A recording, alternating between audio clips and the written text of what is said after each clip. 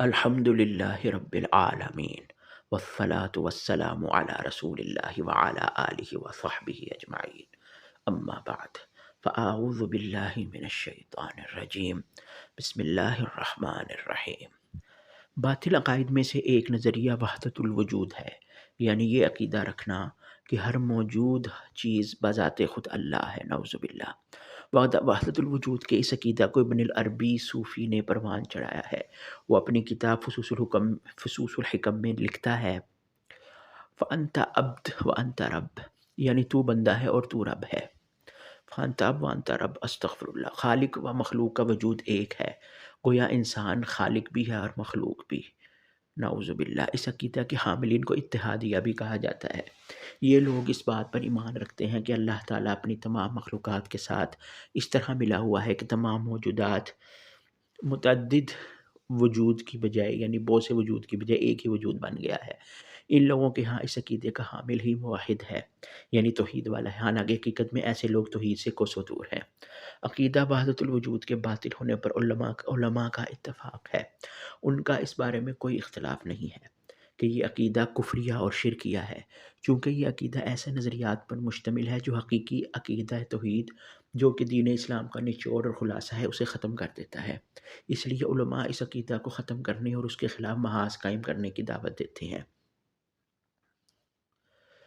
اس نظریہ کے باطل ہونے کے دلائل قرآن سے بے شمار تعداد میں ملتے ہیں، ان میں سے چند ایک یہ ہیں۔ وَجَعَلُوا لَهُ مِنْ عِبَادِهِ جُزْءًا إِنَّ الْإِنسَانَ لَكَفُورٌ مُبِينٌ، اور انہوں نے اس کے لیے اس کے بعض بندوں کو جز بنا ڈالا، بے شک انسان یقیناً صریح ناشکرا ہے۔ سورۃ الزخرف سورت 43 آیت نمبر 15، یہ وہی آیت ہے جو میں نے تھمبنیل پہ بھی لگائی ہے۔ وَجَعَلُوا بَيْنَهُ وَبَيْنَ الْجِنَّةِ نَسَبًا وَجَعَلُوا بَيْنَهُ وَبَيْنَ الْجِنَّةِ نَسَبًا وَلَقَدْ عَلِمَتِ الْجِنَّةُ إِنَّهُمْ لَمُحْضَرُونَ سبحان اللہ عما یصفون۔ نیز ان لوگوں نے اللہ اور جنوں کے درمیان رشتہ داری بنا ڈالی، حالانکہ جن خوب جانتے ہیں کہ وہ مجرم کی حیثیت سے پیش کیے جائیں گے۔ اللہ ان سب باتوں سے پاک ہے جو یہ لوگ بیان کرتے ہیں۔ سورۃ الصافات 37 آیت نمبر 159۔ دیکھیں کیسے اللہ تعالیٰ نے ان لوگوں پر کفر کا حکم لگایا ہے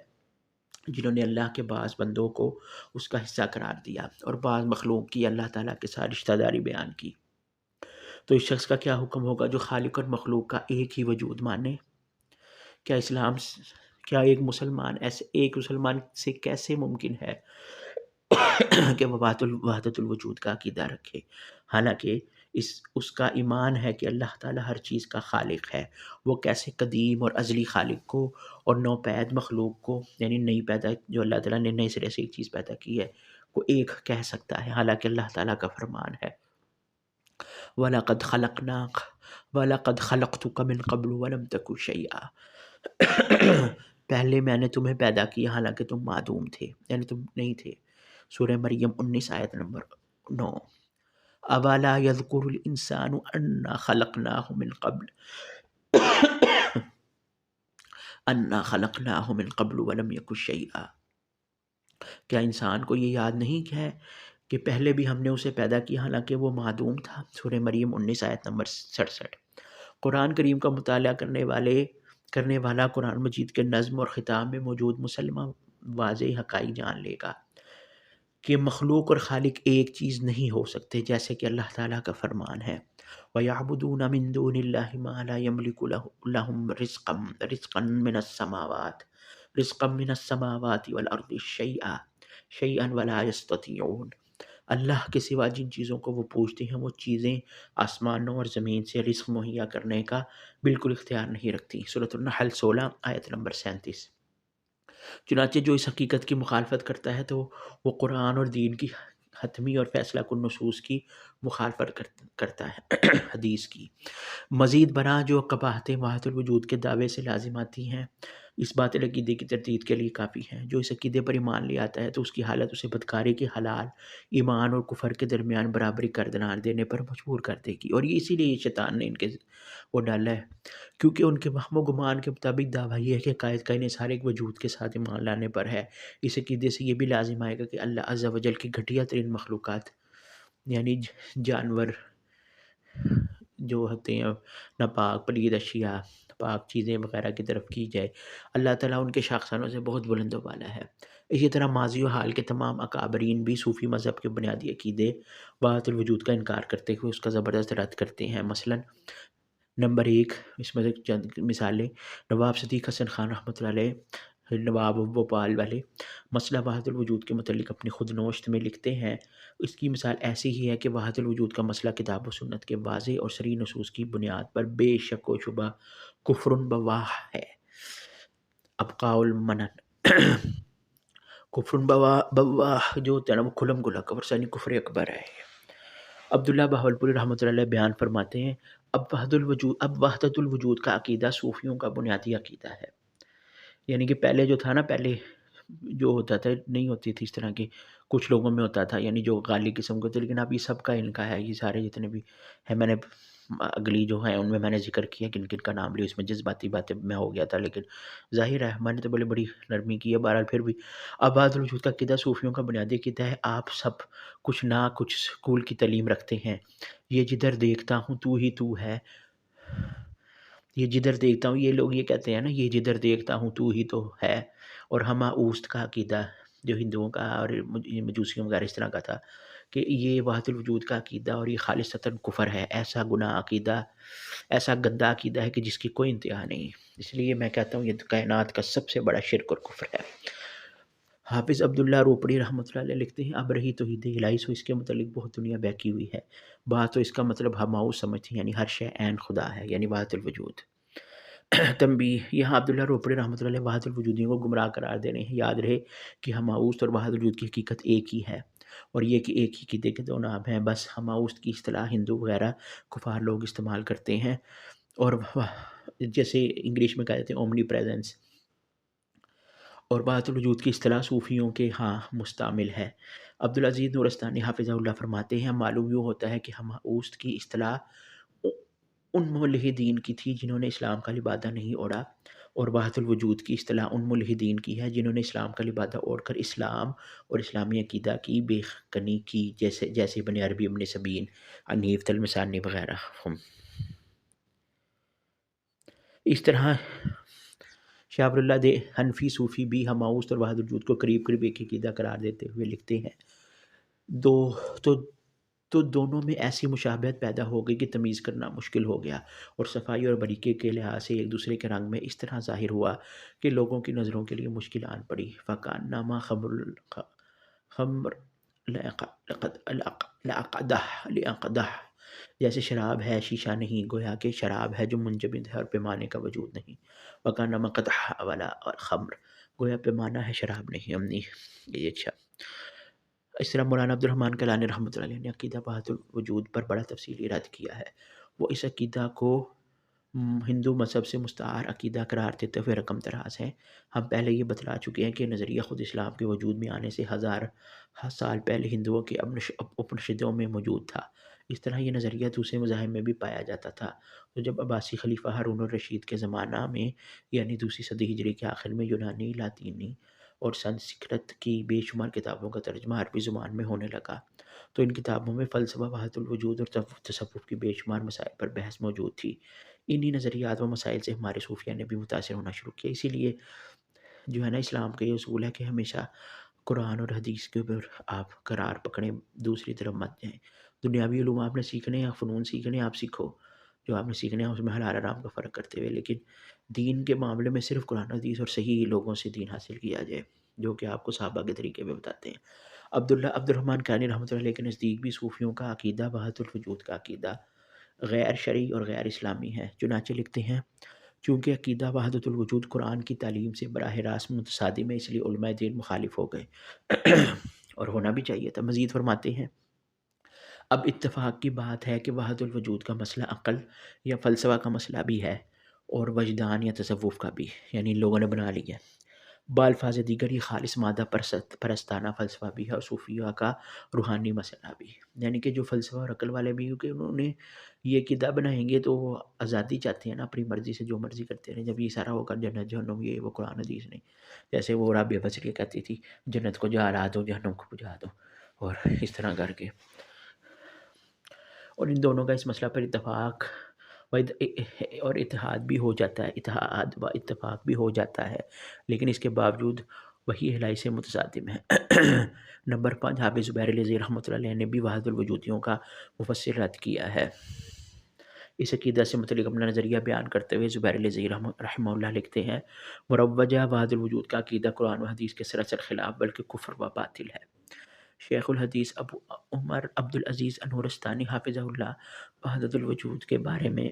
اپنی رائے کا اظہار یوں کرتے ہیں، بہرحال عقیدہ وحدت الوجود کو توحید وجودی کہو، شرک وجودی کہو یا کفر وجودی، یہ نظریہ کفر اور زندقہ ہے۔ شیخ الحدیث محمد رفیق اثری حافظہ اللہ کے نزدیک بھی وحدت الوجود کفر، شرک اور الحاد ہے۔ اس سلسلے میں وہ عبدالعزیز نورستانی حافظہ اللہ کی رائے کی مکمل موافقت کرتے ہیں، چنانچہ اپنے دستخط شدہ فتوے میں لکھتے ہیں، وحدت الوجود یا وحدت الشہود یا توحید وجودی کے بارے میں مولانا عبدالعزیز نورستانی حافظہ اللہ کی مفصل تحریر کا مطالعہ کیا، اسے فکر سلف صالحین و محدثین رحمہم اللہ کے عین مطابق پایا، میں ان کی تائید و تصدیق کرتا ہوں۔ نمبر 8، بدیع الدین شاہ راشدی رحمۃ اللہ علیہ کراچی والے سندھ والے کا شمار بھی وحدت الوجود کے شدید مخالفین میں ہوتا ہے۔ انہوں نے اپنی مایہ ناز تصنیف توحید خالص میں وحدت الوجود کے قائلین کے دلائل کا تعاقب و علم رد کرتے ہوئے ان کا خوب محاسبہ و محاکمہ کیا ہے۔ شیخ الحدیث ارشاد الحق اثری حافظہ اللہ کہتے ہیں، وحدت الوجود کی بول بلیاں ہوں یا وحدت الشہود کی موش کافیاں ہوں، ان کا ٹھیٹ اسلام، یعنی جو اصل اسلام ہے جسے اللہ تبارک و تعالیٰ نے اپنے حبیب سیدنا محمد رسول اللہ صلی اللہ علیہ وسلم پر نازل کیا تھا، سے کوئی تعلق نہیں۔ آپ صلی اللہ علیہ وسلم کے ارشادات یا صحابہ کرام رضی اللہ عنہم کے فرمودات میں ان اصطلاحات اور اس کی تفصیلات کا کوئی تذکرہ نہیں۔ ایک مسلمان کے لیے ان اصطلاحات کی تعلیم و تفہیم قطعاً غیر ضروری ہے، بلکہ وحدت الوجود سے توحید اور شرک کی تفریق ختم ہوتی ہوئی معلوم ہوتی ہے۔ شیخ الحدیث ابو زکریا عبدالسلام رستمی حافظہ اللہ وحدت الوجود کو عین شرک و کفر قرار دیتے ہیں۔ وجہ ششم وحدت الوجود عین حلول ہے اور عقیدہ حلول یعنی کفر اور شرک ہے۔ وجہ ہفتم عقیدہ وحدت الوجود اور حلول شرک کے لیے زینہ بلکہ عین کفر اور شرک ہے۔ ابو محمد امین اللہ پشاوری حافظہ اللہ عقیدہ وحدت الوجود کا فیصلہ کرتے ہوئے رقم دراز ہیں، اہل سنہ والجماعہ کے تمام محققین علماء کرام کا یہ متفقن علیہ فتویٰ ہے کہ عقیدہ وحدت الوجود اور توحید وجودی کفریہ اور شرکیہ عقیدہ ہے، بلکہ یہ یہود اور نصارہ کے کفر سے بھی بڑھ کر کفر ہے۔ ہم اللہ سے سلامتی و عافیت کا سوال کرتے ہیں اور ہدایت سے بھٹکے لوگوں کی ہدایت کی امید کرتے ہیں۔ شیخ الاسلام ابن تیمیہ رحمہ اللہ کہتے ہیں، یہ کہنا کہ ہر چیز کا وجود اللہ تعالیٰ کا وجود ہی ہے،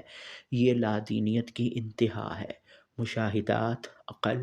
اور شریعت سے اس عقیدے کی خرابی واضح ہے۔ اس قسم کی لادینیت سے بچنے کا طریقہ یہ ہے کہ اللہ تعالیٰ کی صفات کو ثابت کیا جائے اور اس کی مخلوقات سے مشابہت کی نفی کی جائے۔ یہی اللہ پر ایمان لانے والوں اور نیک اعمال کرنے والوں کا دین اور طریقہ کار ہے۔ تو یہ تھا اس کا آگے باقی جو ہے اس کی تفصیل آئے گی انشاءاللہ، وہ آپ کرتے ہیں ہم الوجود کیا ہے اور اس کا شرعی حکم۔ الحمدللہ رب العالمین والصلاة والسلام علی رسول اللہ وعلی آلہ وصحبہ اجمعین، اما بعد فاعوذ باللہ من الشیطان الرجیم، بسم اللہ الرحمن الرحیم۔ اردو لغت کی ایک مشہور کتاب میں وحدت الوجود کا مطلب ان الفاظ میں لکھا ہوا ہے، تمام موجودات کو اللہ تعالیٰ کا وجود خیال کرنا اور وجود ما سوا یعنی اس کے علاوہ کو محض اعتباری سمجھنا، جیسے قطرہ، حباب، موج اور قار وغیرہ سب کو پانی معلوم کرنا۔ حسن اللغات فارسی اردو۔ نعوذ باللہ استغفر اللہ۔ بحری سرہندی کہتا ہے کہ صوفیوں کی اصطلاح میں تمام موجودات کو خدا تعالیٰ کا وجود ماننا اور ما سوا کے وجود کو، یعنی اس کے علاوہ کے وجود کو محض اعتباری سمجھنا۔ علمی اردو لغت۔ شیخ الاسلام ابن تیمیہ رحمۃ اللہ علیہ فرماتے ہیں وَأَمَّا الْإِتْحَادُ وَأَمَّا الْإِتِّحَادُ الْمُطْلَقُ الَّذِي هُوَ قَوْلُ أَهْلِ وحدة الوجود الذين يزعمون أن وجود المخلوق هو عين وجود الخالق، اور اتحاد مطلق سے اسے کہتے ہیں جو وحدت الوجود والوں کا قول ہے، جو سمجھتے ہیں کہ مخلوق کا وجود عین خالق کا وجود ہے۔ نعوذ باللہ۔ مجموعہ فتاوی ابن تیمیہ۔ حافظ ابن تیمیہ رحمۃ اللہ علیہ دوسرے مقام پر لکھتے ہیں قال وصاحب هذا الكتاب الذي هو فصوص الحكم وأمثاله مثل صاحب الغرنبي والتلمساني وابن سبعين وسنكري وأتباعهم مذهبهم الذي هم عليه أن الوجود واحد، ويسمون أهل وحدة الوجود، ويدعون التحقيق والعرفان، وهم يجعلون وجود الخالق عین وجود المخلوقات۔ کتاب مذکور جو فصوص الحکم ہے کا مصنف اور اس جیسے دوسرے مثلاً قرنبی، تلمسانی، ابن سبعین، ششتری، ابن فارس اور ان کے پیروکار، ان کا مذہب یہ ہے کہ وجود ایک ہے، انہیں وحدت الوجود والے کہا جاتا ہے، اور وہ تحقیق و عرفان کا دعویٰ رکھتے ہیں، اور یہ لوگ خالق کے وجود کو مخلوقات کے وجود کا عین قرار دیتے ہیں۔ استغفر اللہ، یہ بہت بڑا ظلم، شرک اور کفر ہے یہ وحدت الوجود۔ حافظ ابن حجر عسقلانی رحمۃ اللہ نے فرمایا المراد بالتوحید اللہ، یہ بڑی اہم بات ہے، المراد بالتوحید اللہ تعالی الشہادۃ بأنہ الہ واحد، وهذا الذی یسمیہ بعض غلاة الصوفیہ توحید العامہ، وقد ادعى الطائفتین فی تفسیر التوحید امرین اخترعوهما احدهما تفسیر المعتزلة كما تقدم، ثانیہما غلاة الصوفیہ فإن أكابرهم لما تكلموا في مسألة المحو والفناء وكان مرادهم بذلك المبالغة في الرضا والتسليم وتفويض الأمر، بالغ بعضهم حتى ذاها المرجئة في نفي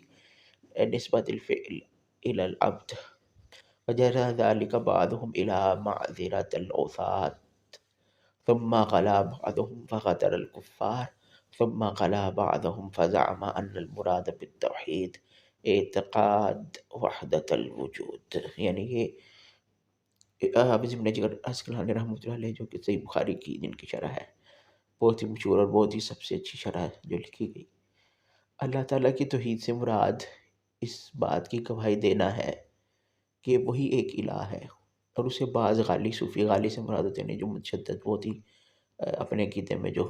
سخت ہوتے ہیں، پختہ ہوتے ہیں، جو غالی قسم کے غلو کرنے والے۔ ویسے اس وقت غالی صوفی ہوں گے، اب تو خیر ہر ایک کا یار تو ہر غیرہ نہ تو خیر کا یہ عقیدہ بنا ہوا ہے کہ عوام کی توحید کہتے ہیں، یعنی جو توحید اللہ نے بیان کی ہے قرآن اور حدیث میں کہ اللہ کے سوا کوئی سچا معبود نہیں ہے، تو وہ ساری جو باتیں بیان کی گئی ہیں تو وہ اسے کہتے ہیں عام لوگوں کی توحید ہے۔ تو ان کے دو گروہوں نے توحید کی تشریح میں دو باتیں گڑھی ہیں، ایک معتزلہ کی تفسیر جیسا گزشتہ چکا ہے، دوسرے غالی صوفی جن کے اکابر نے حب نے جب محو و فنا کے مسئلے میں کلام کیا، اور ان کی اس سے مراد دو گروہوں نے توحید کی تشریح میں دو باتیں گڑھی ہیں، یعنی کہ اپنی طرف سے بنا لی ہیں۔ ایک معتزلہ جو اللہ کی صفات میں الحاد کرتے ہیں، ایک گروہ، وہ کی تفسیر وہ جو جیسا گزر چکا ہے وہ پہلے کہیں انہوں نے بیان کر دی ہے۔ دوسرے غالی صوفی جن کے اکابر نے جب محو و فنا کے مسئلے میں کلام کیا، اور ان کی اس سے مراد تسلیم و رضا اور معاملات کو الگ ثبوت کرنے میں مبالغہ تھا، یعنی شروع میں ایسے ہی ہوتا ہے، شروع میں یہی کہتے ہیں، یا بعض لوگوں کا یہی ہوتا ہے، اسی طرح یہ بدعقیدیاں پھیلتی ہیں نا، جیسے نوح علیہ السلام کی قوم کا جو جیسے آتا ہے صحیح بخاری وغیرہ میں، اور جس طرح کہ اس طرح کہ وہ نوح علیہ السلام کی قوم کو وہ شیطان جب آیا تو اس نے پہلے کہا کہ دیکھو تم کیوں نہیں بنا لیتے، نیک لوگ تھے وہ چلے گئے ہیں تو ان کی تم کوئی تمثیل بنا لو، کوئی تصویر یا کوئی مورتی، مورتی بھی تصویر ہی ہوتی ہے نا، مورت کو کہتے ہیں مورت، تو کوئی اس طرح بنا لو۔ تو آہستہ آہستہ پھر وہ وہاں پہ بیٹھتے تھے، اعتکاف کرتے تھے وہاں، پھر آہستہ آہستہ انہوں نے وہ کرنا، پھر آہستہ انہوں نے اللہ کا ہی کوئی حساب بنا کر یہ کر کے، تو اس طرح اسٹیپ بائی اسٹیپ ہوتا ہے، اس طرح جیسے مرزا قادری خبیث نے بھی پہلے پہلے آہستہ آہستہ، تو یہ صوفیوں میں بھی سلسلے ہوتے ہیں اس طرح۔ تو شروع میں کہتے ہیں نہیں یہ تو اللہ کے تسلیم و رضا اور اللہ کے سپورٹ سب کچھ کرنا، یعنی کہ اللہ میں فنا ہو گیا، یعنی کہ بندہ تو بس اللہ والا ہی ہو گیا، اللہ کے یہ جھوٹ بولتے ہیں یہ لوگ۔ ان میں سے بعد میں مبالغہ کر کے بندے سے نسبت فعلی کی نفی کر کے مرجیہ سے برابری کی۔ ان میں سے بعض نے مبالغہ کر کے بندے سے نسبت فعلی نسبت کی نفی کر کے مرجیہ سے برابر کی، اور اس بات نے بعض کو گناہ گاروں کے معذور ہونے پر آمادہ کر لیا۔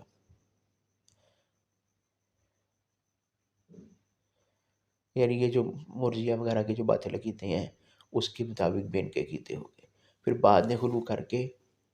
یعنی کہ کچھ نے کچھ عقیدے رکھے، کچھ نے کچھ رکھے، لیکن زیادہ تر کا یہی تھا جو کہ بعض نے غلو کر کے جو کیا، غالی جو تھے انہوں نے کہ کفار بھی معذور قرار دے دیا، یعنی کفار جو ہے نا ان کو بھی انہوں نے معذور قرار دے دیا، یعنی کہ وہ بھی کوئی جس طرح یہ کہتے ہیں کہ کوئی جس طرح مرجیہ نے کہا کہ ایمان گھٹتا بڑھتا نہیں ہے، جو مرضی کرو اس زمین آسمان والوں کے ایمان برابر ہے، کوئی یہ وہ سارا، اور انہوں نے گناہ گاروں کو بھی معذور، کوئی انسان کرتا ہے تو کوئی مسئلہ نہیں ہے کرنے دو، یعنی کہ اور اس طرح ہی کافروں کو بھی کہ جی کافر اگر کوئی کر رہا ہے تو کوئی مسئلہ نہیں، یہ رام رحیم کے جھگڑے کیا تم ایک گرگ دندہ ہو، اس طرح کی باتیں یہ خبیث کرتے ہیں، جب کچھ کہا نہ لکھا نہ رہا اور یہ ہوا۔ پھر بعض نے غلو کر کے یہ دعویٰ کیا کہ توحید سے مراد، اس وقت بعض نے کیا ہوگا لیکن اب تو ان کی اکثریت یہی کہتی ہے، بلکہ سارے یہی کہتے ہیں کہ توحید سے مراد وحدت الوجود کا کہتے ہیں، کہ توحید سے مراد یہ کہتے ہیں توحید سے مراد ہی وحدت الوجود ہے، جس طرح میں نے بات کی ہے کہ آگے کروں گا، آگے بات کروں گا میں کہ یہ وحدت الوجود کا الزام ظالموں نے بنا لیا، جیسے یہ سید قطب کی اخوانیوں والا یہ جو ہے حماس کا پیو جو تھا، اور ان ظالموں نے وہ کل ہو اللہ احد کی تفسیر میں وحدت الوجود کہتا ہے، اور اس طرح صوفیوں نے باقاعدہ کہا ہے کہ یہ توحید ہے، اور یہی کہ جی اللہ کے علاوہ کوئی وجود نہیں، انہوں نے اپنی طرف سے یہ پکڑ لیا۔ معلوم ہوا کہ ابن حجر کے نزدیک وحدت الوجود کا عقیدہ رکھنے والے بے حد خالی صوفی ہیں۔ ایک پیر نے اپنے مرید سے کہا اعتقد ان جميع الاشیاء باعتبار باطنها متحد مع اللہ تعالی و باعتبار ظاہرها مغایر له سواء۔ یہ اس بات سے لوگوں کو دھوکہ دیتے ہیں کہ یہ عقیدہ رکھو نعوذ باللہ کہ تمام چیزیں باطنی، جو کہ قرآن حدیث کے خلاف ہے، کہ تمام چیزیں باطنی لحاظ سے اللہ تعالیٰ کے ساتھ متحد ہیں، اور ظاہری لحاظ سے اس کے علاوہ اور اس کا مغائر غیر ہیں۔ اس کے بارے میں ملا علی قاری حنفی نے کہا ھذا کلام ظاہر الفساد مائل الی وحدت الوجود او الاتحاد کما ہوا مذہب اہل الالحاد۔ اس کلام کا فاسد ہونا ظاہر ہے، یہ وحدت الوجود یا اتحاد کی طرف مائل ہے، جیسے کہ ملحدین کا مذہب ہے۔ الرد علی القائلین بوحدت الوجود۔ شیخ الاسلام ابن تیمیہ رحمۃ اللہ علیہ نے وحدت الوجود کے رد پر ایک رسالہ لکھا، ابطال وحدت الوجود ورد علی القائلین بہا، لکھا ہے جو تقریباً 128 صفحات میں مشتمل ہے، اسلام سے جو اوپر میں نے پڑھا ابطال والا، جسے کویت کے مکتب نے فہرست اور تحقیق کے ساتھ شائع بھی کیا ہے۔ ابن حربی حلولی کی طرف سے منسوب کتاب فصوص الحکم یعنی حکمت کے نگین ہے، جس کا مطلب بنتا ہے میں لکھا ہوا ہے فانت عبد وانت رب لمن لہ فیہ انت عبد، بس تو بندہ ہے تو اور تو رب ہے، کس کا بندہ؟ اور اس کا بندہ جس میں تو فنا ہو گیا، نعوذ باللہ۔ بس تو بندہ ہے اور تو رب ہے، کس کا بندہ؟ اس کا بندہ جس میں تو فنا ہو گیا، نعوذ باللہ۔ فصوص الحکم میں یہ کہتا ہے۔ کتب لغات العلماء کے چند حوالوں سے معلوم ہوا کہ ابن عربی اور حسین بن منصور حلاج کے مقلدین کے عقیدے وحدت الوجود سے خالق اور مخلوق کا ایک ہونا، حلولیت اور اتحاد ظاہر ہے، یعنی ان لوگوں کے نزدیک بندہ خدا اور خدا بندہ ہے۔ اب آپ کے سامنے وحدت الوجود کا عقیدہ رکھنے والوں کی 10 عبارتیں پیش خدمت ہیں، جن سے درج بالا نتیجے کی تصدیق ہوتی ہے۔ نمبر 1 تھانہ بھون کے حاجی امداد اللہ والد حافظ محمد امین والد شیخ بڈھا تھانوی اور مہاجر مکی نے لکھا ہے، یہ تبلیغیوں کا اور ان کا بہت بڑا تھا، دیوبندیوں کا۔ اور اس کے بعد اس کے ہو کے ذکر میں اس قدر منہمک ہو جانا، یا وہ اپنی کتاب میں لکھ رہا ہے کہ وہ اس کے ذکر میں اس قدر منہمک، اللہ کے ذکر میں یعنی کہ اس قدر منہمک ہو جانا، اتنا گم ہو جانا کہ خود مذکور یعنی اللہ ہو جائے، اور فنا در فنا کے یہی معنی ہے، اس حالت کے حاصل ہو جانے پر وہ سراپا نور ہو جائے گا۔ نعوذ باللہ، یہ کلیات امدادیہ کے اندر یہ موجود ہے، اور یہ تب بھی اس میں یہ ہے کہ یہ جو بریکٹ میں لکھا ہے نا کہ خود مذکور یعنی اللہ ہو جائے، تو یہ اللہ کا لفظ جو ہے نا کلیات امدادیہ میں ہی لکھا ہوا ہے، یعنی کہ ان لوگوں نے خود اپنی کتاب میں یہ چھاپا ہوا ہے بریکٹ میں، حالانکہ مطلب اس کا یہ، لیکن انہوں نے اس کا مطلب کہتا ہے نہیں کہ اتنے یہ لوگ ڈھیڑ قسم کے بغیرت اور ظالم ہیں یہ لوگ۔ پھر حاجی امداد اللہ ایک اور آیت میں کہتا ہے کہ کیا حوالہ دیتا ہے کہ وفی انفسکم، یعنی کہ قرآن کی آیت کیا ہے، اس کا ترجمہ کیا، اور اپنی طرف سے دیکھیں کیا تحریف کرتا ہے یہ۔ وفی انفسکم افلا تبصرون، اور خود تمہارے اپنے وجود میں ہے نشانیاں، کیا تم کو سوچتا نہیں۔ سورہ زاریات 51 آیت نمبر 21 میں یہ ہے کا غلط ترجمہ لکھا ہوا ہے، اس نے کرتا ہے، یعنی کہ اس نے، یعنی آیت تو یہ ہے اور اس کا ترجمہ یہ ہے، تو آگے اس کا ترجمہ کرا خدا تم میں ہے، کیا تم نہیں دیکھتے ہو، نعوذ باللہ، حالانکہ صاف پتہ ہے کہ وفی انفسکم افلا تبصرون، تو اس نے اس کا ترجمہ کر دیا خدا تم میں ہے، حالانکہ آگے اگلی پچھلے اس کی آیات کے حصے سے، آیت کے حصے سے، اور اس میں جو ہے وہ یہی بات بیان کی گئی ہے۔ آیت مذکورہ کا ترجمہ کرتے ہوئے شاہ ولی اللہ دہلوی لکھتے ہیں کہ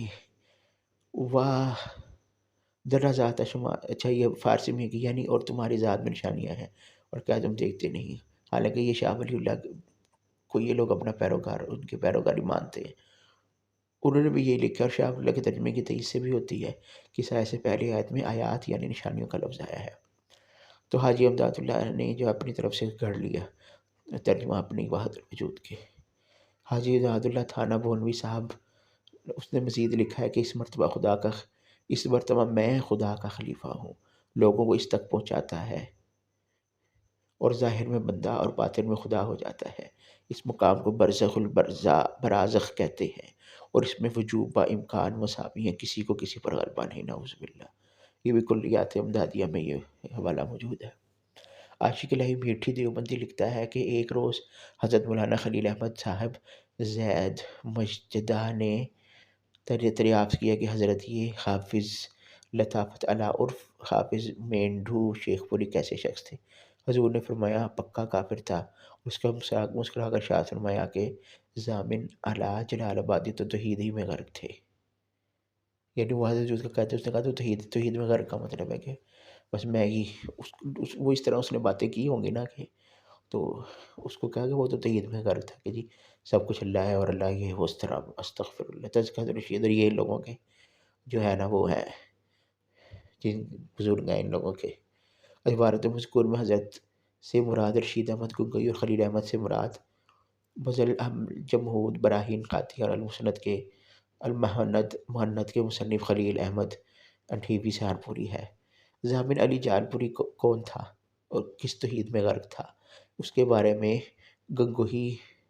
صاحب فرماتا ہے، کہتا ہے ضامن علی جلال پوری کی سہارنپور میں بہت، سنیں ذرا یہ اندازہ کرو یہ لوگ کیسے اللہ کی گستاخیاں کرتے رہے۔ ضامن علی جلال آبادی کی سہارنپور میں بہت رنڈیاں مرید تھیں،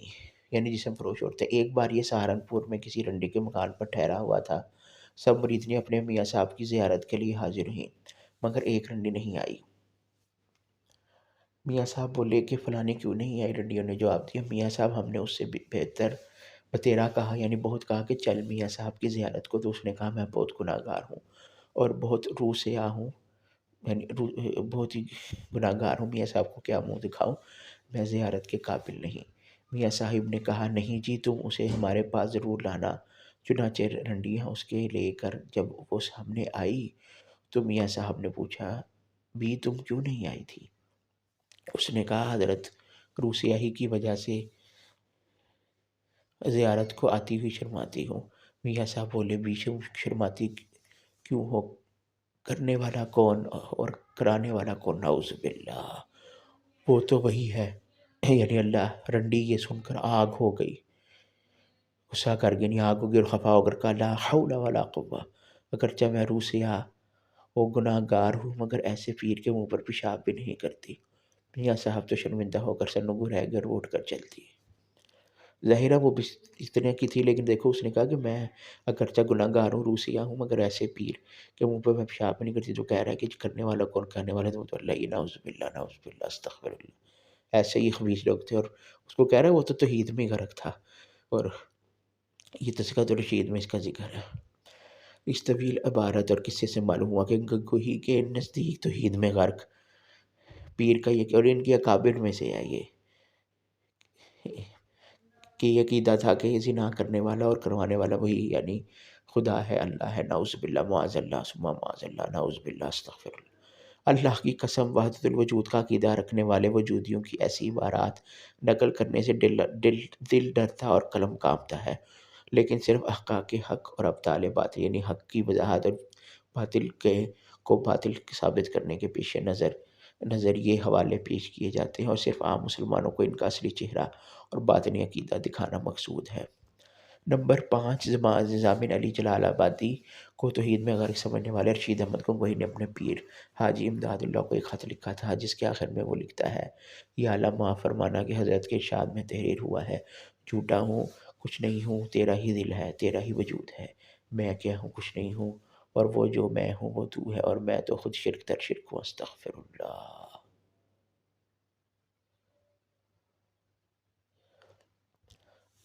فضائل صدقات کے اندر ہے یہ ہے جی تبلیغیوں اور یہ طالبانوں کا کے بزرگ، اور ان لوگوں کے صوفیوں کے طارق جمیل کے بزرگ۔ میں گنگوہی اور تو خدا کا ایک ہونا وہ عقیدہ ہے جو وحدت الوجود کے پیروکار اور ابن عربی وغیرہ کے مقلدین کئی سو سال سے مسلسل پیش کر رہے ہیں۔ یہ بڑے تھوڑے سے حوالے ہیں، اس میں بہت زیادہ ان ظالموں نے کی ہوئی ہیں باتیں۔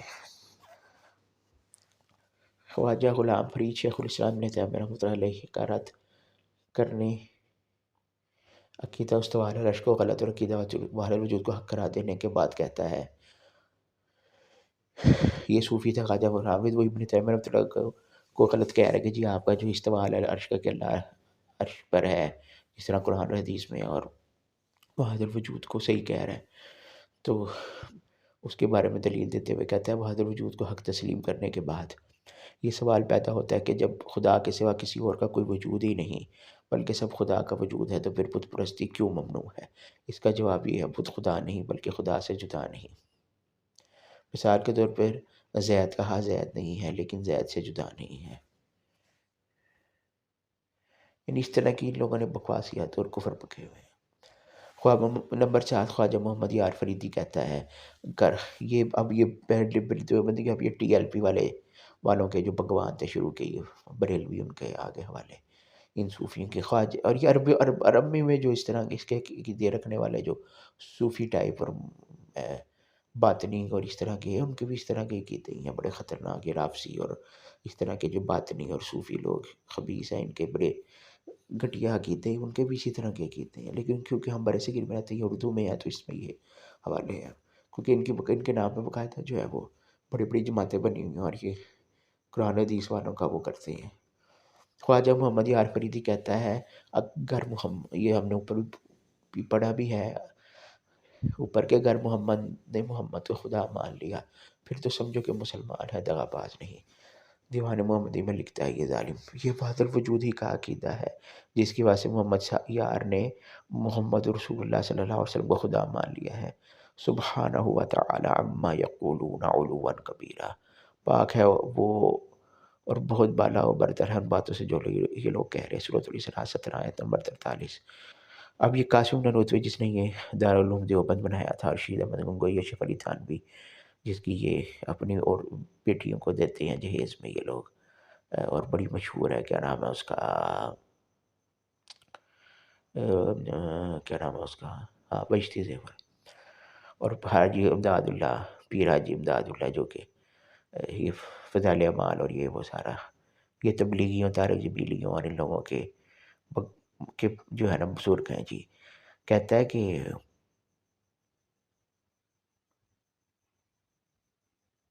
ان سب کے پیر یعنی قاسم نانوتوی، رشید احمد گنگوئی اور شیخ علی تھانوی کے پیر حاجی امداد اللہ کہتا ہے حرمین میں بعض امور عجیب و پسندیدہ ہیں، عجیب و پسندیدہ ہے۔ نمبر ایک، بہادر جو لوگوں میں بہت مرتکز ہے۔ میں مدینہ میں مسجد قباء کی زیارت کو گیا تو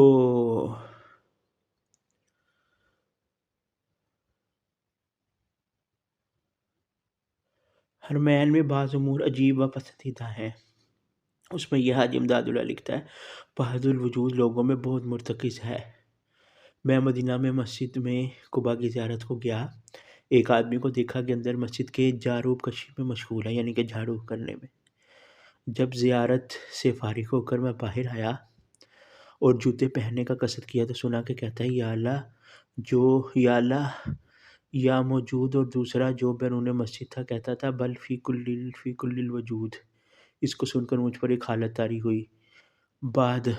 وہ لڑکوں کو شغف میں دیکھا کہ کھیل رہے ہیں، اور ایک لڑکا کہہ رہا ہے اس میں نہابت بےتاب ہوا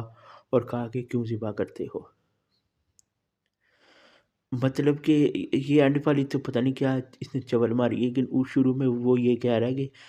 یعنی یہ ظاہر ہے یہ ترکی کے صوفیوں نے بہت گند ڈالا یہ قبر پرستی اور یہ صوفیوں کے یہ جو عقیدے تھے وحدت الوجود عربوں میں عجموں میں ان لوگوں نے بہت کیا۔ تو یہ اس ادھر کہتا ہے کہ میں نے دیکھا تھا وہاں پہ جھاڑو مار رہا تھا تو وہ آپس میں نعوذ باللہ جوتے پہننے لگا، تو وہ کہہ رہا تھا کہ یعنی اس طرح کے عقیدے تھے سعودیہ سے پہلے یہاں پر، اللہ معاف کرے اس ظالموں کہ یا اللہ یا موجود، اور دوسرا جو بیرون مسجد تھا کہتا تھا بل فی کل الوجود، یعنی ہر ذات میں یا وہ نعوذ باللہ ہر وجود میں اللہ کو موجود سمجھنا وحدت الوجود کا بنیادی عقیدہ ہے۔ حاجی امداد اللہ تھانہ بھونوی کہتا ہے ایک موحد سے لوگوں نے کہا، یعنی موحد توحید والا، حالانکہ توحید والا جو مسلمانوں کے یہاں ہے وہ ہو رہا ہے، لیکن ان صوفی ظالموں کے ہاں جو ہے نا توحید کا عقیدہ جو ہے نا اس کو یہ لوگ کہتے ہیں موحد، کہ اگر حلوہ اور غلیظ ایک ہیں، یعنی جو مسلمان کہتے ہیں نا کہ علماء کہتے تھے کہ تم لوگ کہتے ہیں سارا وجود ہے کہ حلوہ اور غلیظ ایک ہے تو دونوں کو کھاؤ، یعنی کہ اگر سب ایک ہی ہے تو اس نے بشکل خنزیر ہو کر گو کو کھا لیا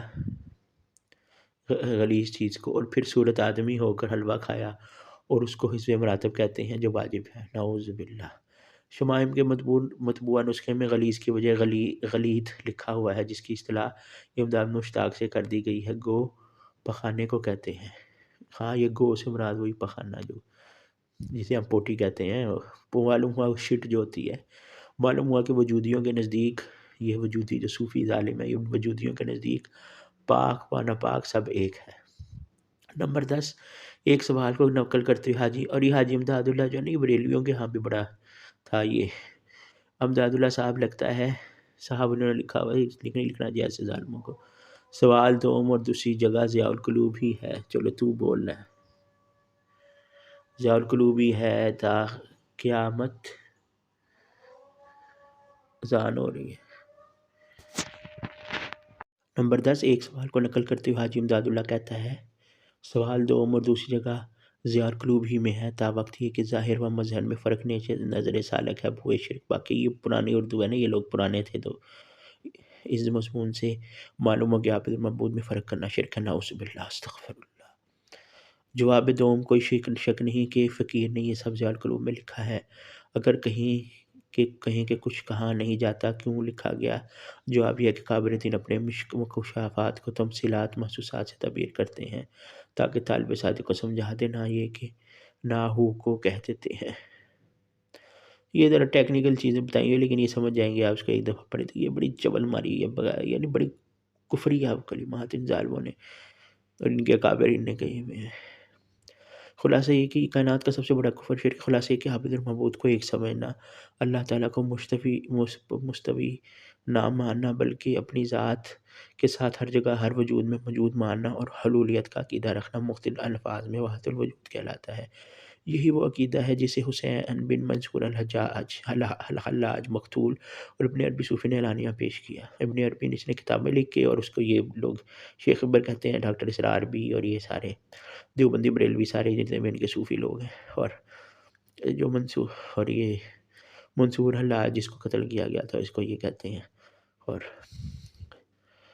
وہ ایک نظم بھی بنی ہوئی، اس پہ قوالی بھی پرانے پی ٹی وی بھی لگتی تھی، اور اب وہ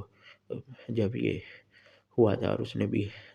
عمران خان جو ہے اس نے بھی لگائی ہوئی، اس کا بھی یہ عقیدہ ہے، اس کی قوالی بھی گئی ہے کہ میں گورکھ دھندا امیتابھ بچن کو بلا کے تو اس کو باقاعدہ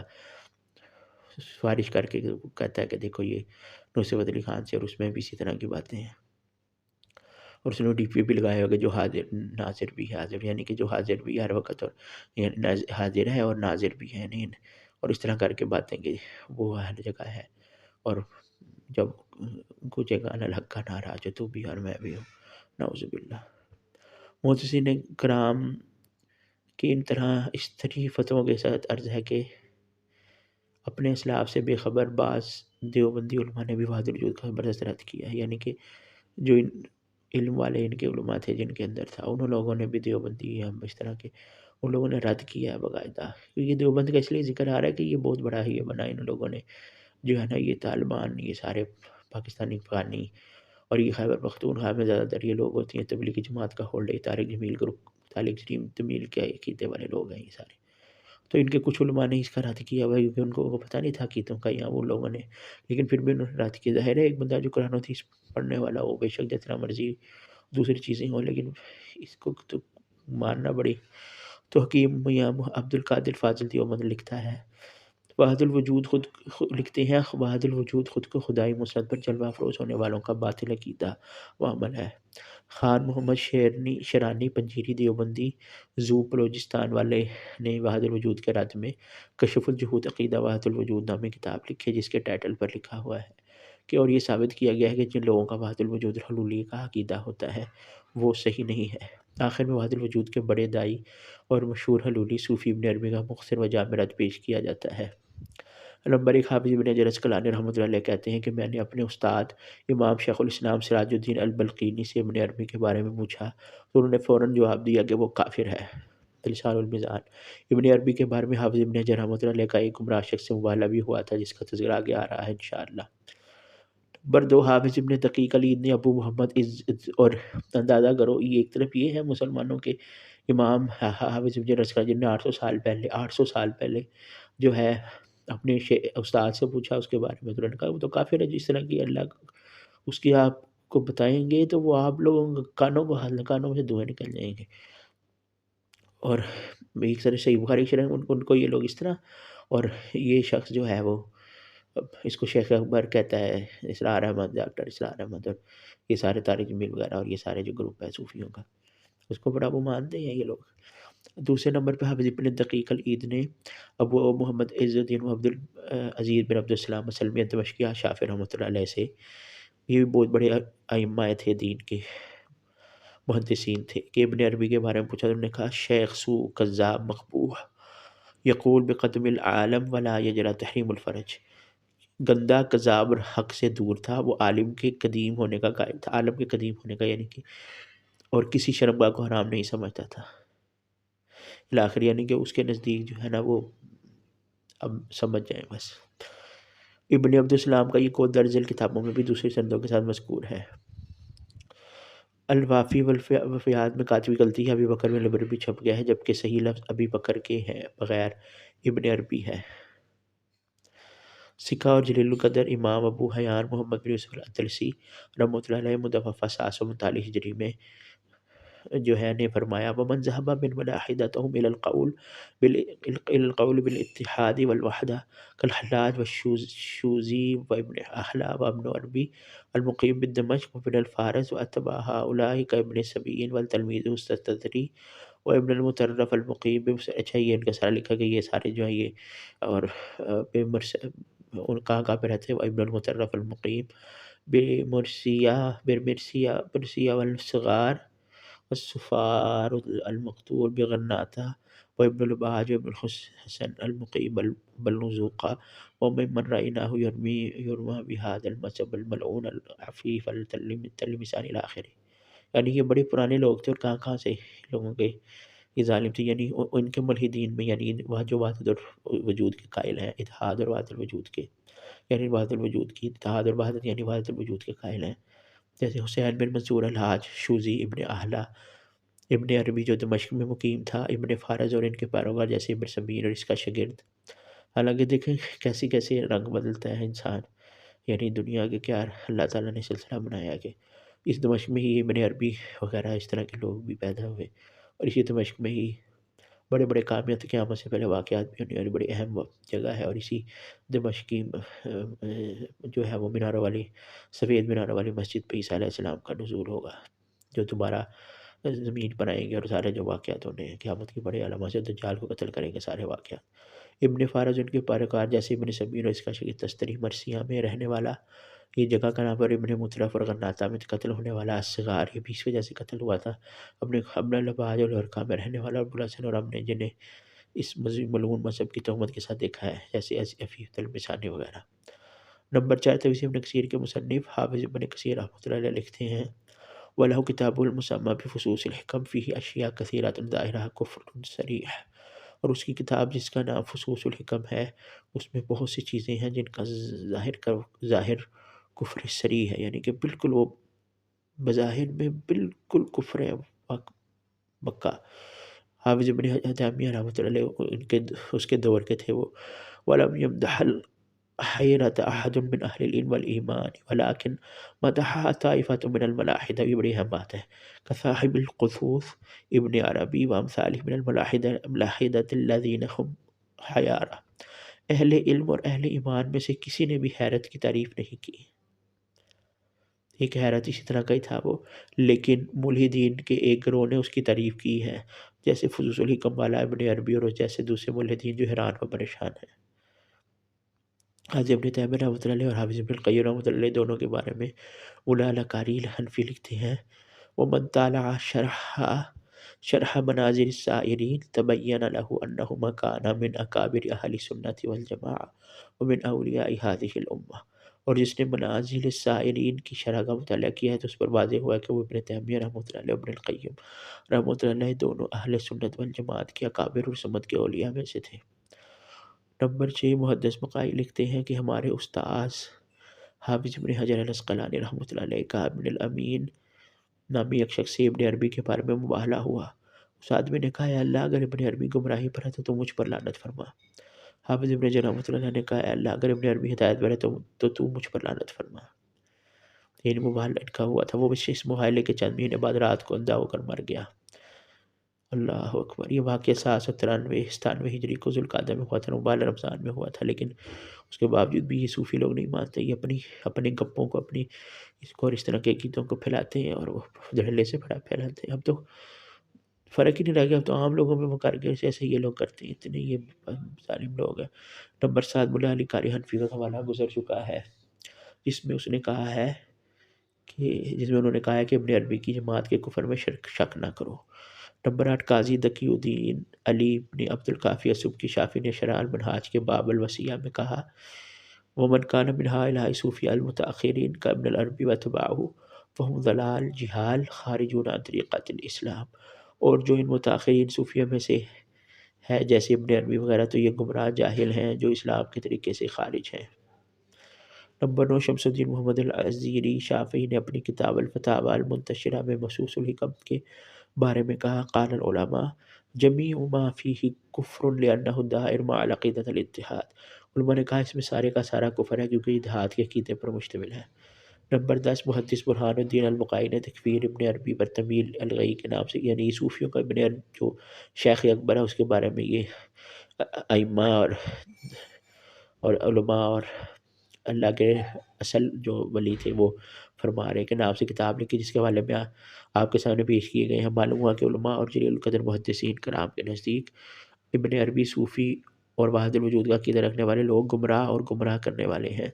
جن علماء نے ابن عربی کی تعریف کی ہے یہ اسے شیخ اکبر کے خود سختہ لقب سے یاد کیا ہے جیسے یہ سارے لوگ کرتے ہیں. ان کے وہ دو گروہ ہیں. اول جنہیں ابن عربی کے بارے میں علم ہی نہیں، یعنی یہ عقیدے میں بات کرتے ہیں کس طرح کے تھوڑے ہی ہیں۔ دو، جنہیں ابن عربی کے بارے میں علم ہے، ان کے تین گروہ ہیں۔ اول، جو ابن عربی کی کتاب اور اس کی طرف منسوب کفری عبارات کا یہ کہہ کر انکار کر دیتے ہیں کہ یہ ابن عربی سے ثابت نہیں ہے۔ یہ بھی عجیب ڈرامہ ہوتا ہے، یعنی ایک بندے کی پہچان جس کتاب سے ہوتی ہے اس کے بارے میں کہہ دیتے ہیں یہ ہے ہی نہیں اس کی۔ دو، جو تعویلات کے ذریعے سے کفریہ عبارات کو مشرب اسلام کرنے کی کوشش کرتے ہیں، جو اس طرح کی، اور میں تو سمجھتا ہوں کہ یہ ان کے سب کے اندر ہی تقریباً اکثریت کے اندر یہ تینوں ہی موجود ہوتی ہیں کہ یہ تعویلات بھی کرتے ہیں اور یہ بھی جھوٹ بولتے ہیں کہ نہیں جی اس نے تو یہ کہا ہی نہیں، فوراً مکر جاتے ہیں۔ اور دوسرا، کفریہ عبارات جو ہیں ان لوگوں کی، اس کو قرآن اسلام کرنے کی، مسلمان کرنے کی کوشش کرتے ہیں، یعنی قرآن حدیث سے ثابت کرنے کی کوشش کرتے ہیں، نعوذ باللہ۔ اور تیسرے نمبر پہ جو ان عبارات سے کلیتاً متفق، یعنی کہتے ہیں یہ بالکل اسی طرح ہے، اس تیسرے گروہ اور ابن عربی کا ایک ہی حکم ہے۔ اور پہلے تو گروہ اگر بذات خود صحیح العقیدہ ہیں تو جہالت کی وجہ سے لا علم ہے، مطلب انہوں نے ان کو یہ ڈاؤٹ دیا ہے کہ اگر ان کو پتہ نہیں ہے، وہ بس جہالت کی وجہ سے کہتے ہیں نہیں اس نے یہ کہا ہی نہیں ہوگا، اس نے تو کہا ہی نہیں ہے، وہ بھی حالانکہ جہالت ہے۔ اور پھر جو طویلات کرنے کی کوشش کرتے ہیں حالانکہ وہ بھی گمراہ لوگ ہیں، لیکن انہوں نے کہا کہ اس کا سخت حکم نہیں ہے کفر کا، جتنا ان لوگوں کا جس کو کرتے ہیں، لیکن اکثریت ان کی یہی کرتی ہے، یہ سب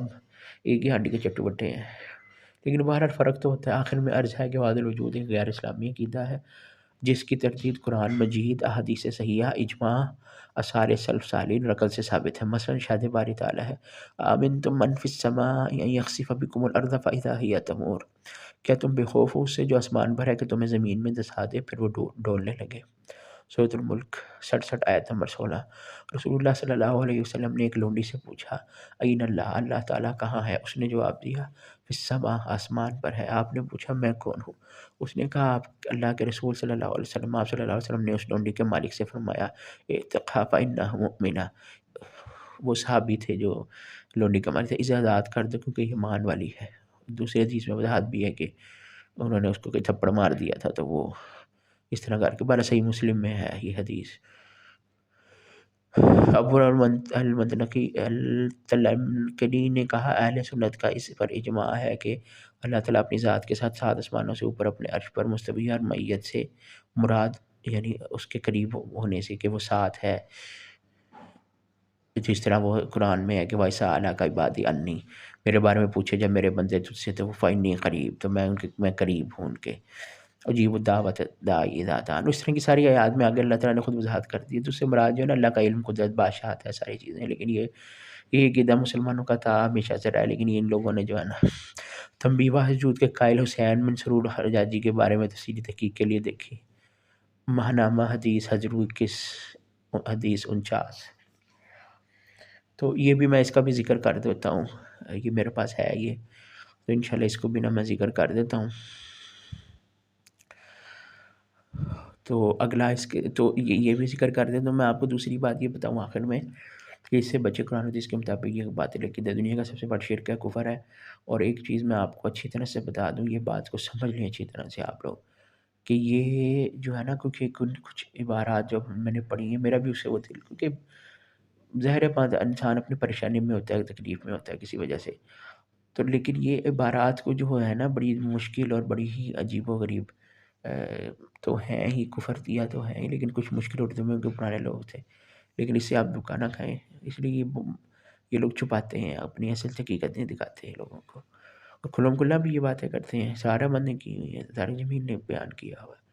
لیکن ان کے جو اکابر اور جن کو یہ بزرگ کہتے ہیں لیکن اصل تو بزرگان دین وہ تھے جن کو یہ لوگ برا بھلا کہتے ہیں، جن کی باتوں کو یہ وہ کرتے ہیں، انہوں نے تو ان لوگوں کو کچھ بھی نہیں کسی کھاتے میں نہیں لیا ہوا۔ بہرحال منصور حلاج جو تھا نا، اس کے بارے میں یہ جس کو یہ لوگ اپنا شیخ مانتے ہیں اور اس کی بڑی تعریفیں کرتے ہیں، اور علی حجویری نے بھی کشف المحجوب میں اس کی بڑی تعریفیں کی ہیں، اور اس کے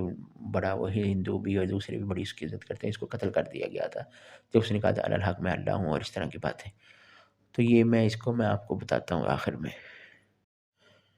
بسم اللہ، الحمد للہ رب العالمین، والصلاة والسلام علی رسول اللہ وعلی آلہ وصحبہ اجمعین، اما بعد فاعوذ باللہ من الشیطان الرجیم، بسم اللہ الرحمن الرحیم۔ عقیدہ وحدت الوجود۔ وحدت الوجود ایک صوفیانہ عقیدہ ہے جس کی روح سے جو کچھ اس دنیا میں نظر آتا ہے وہ خالق حقیقی ہی کی مختلف شکلیں ہیں، اور خالق حقیقی کے وجود کا ایک حصہ ہے۔ اس عقیدے کا اسلام کی اساس سے کوئی تعلق نہیں، قرآن و حدیث میں اس کا کوئی حوالہ نہیں ملتا،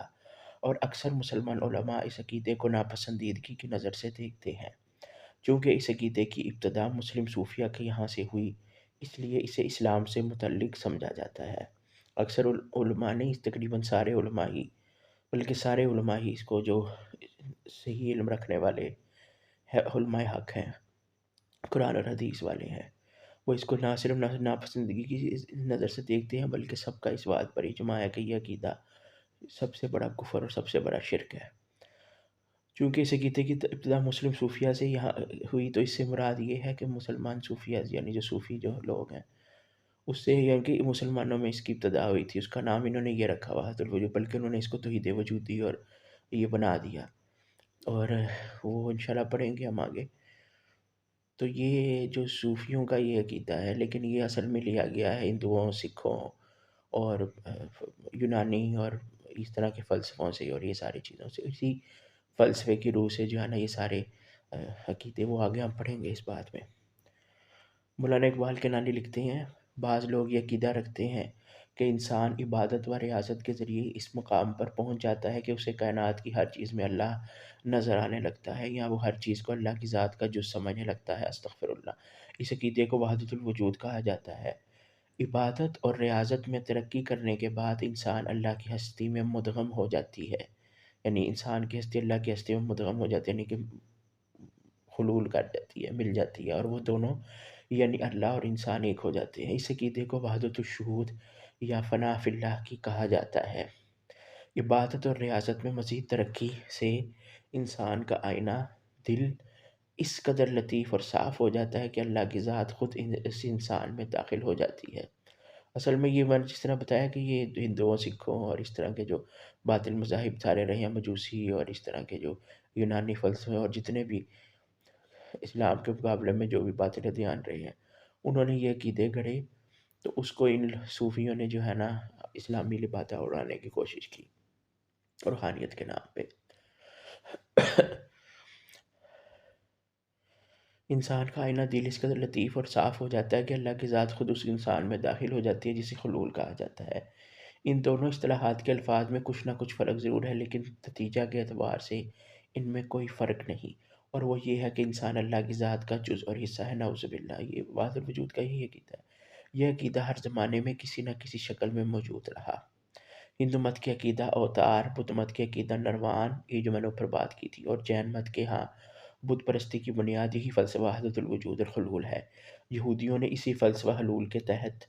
عزیر علیہ السلام کو، اور عیسائیوں نے عیسیٰ علیہ السلام کو اللہ کا بیٹا جزو قرار دیا۔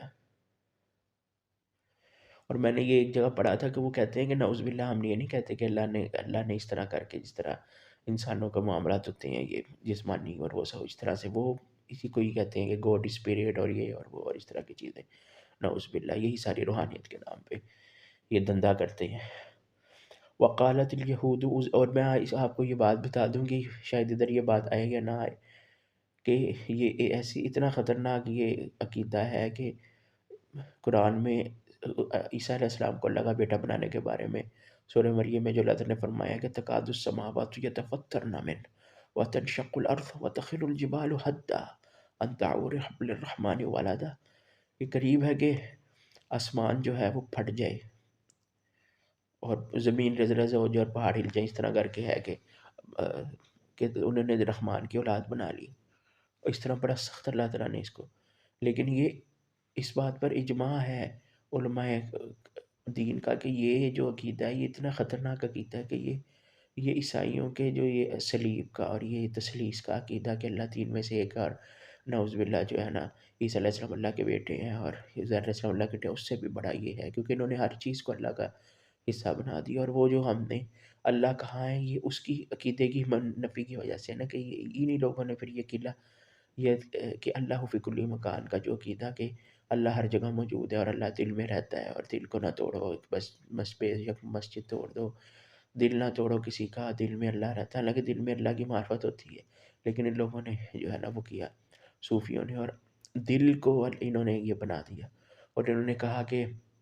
جو ہے نا اللہ تعالیٰ کی جو ذات ہے، جب ہم تعالیٰ کہتے ہیں وہ بلندی ہے ذات کے لحاظ سے بھی، جیسے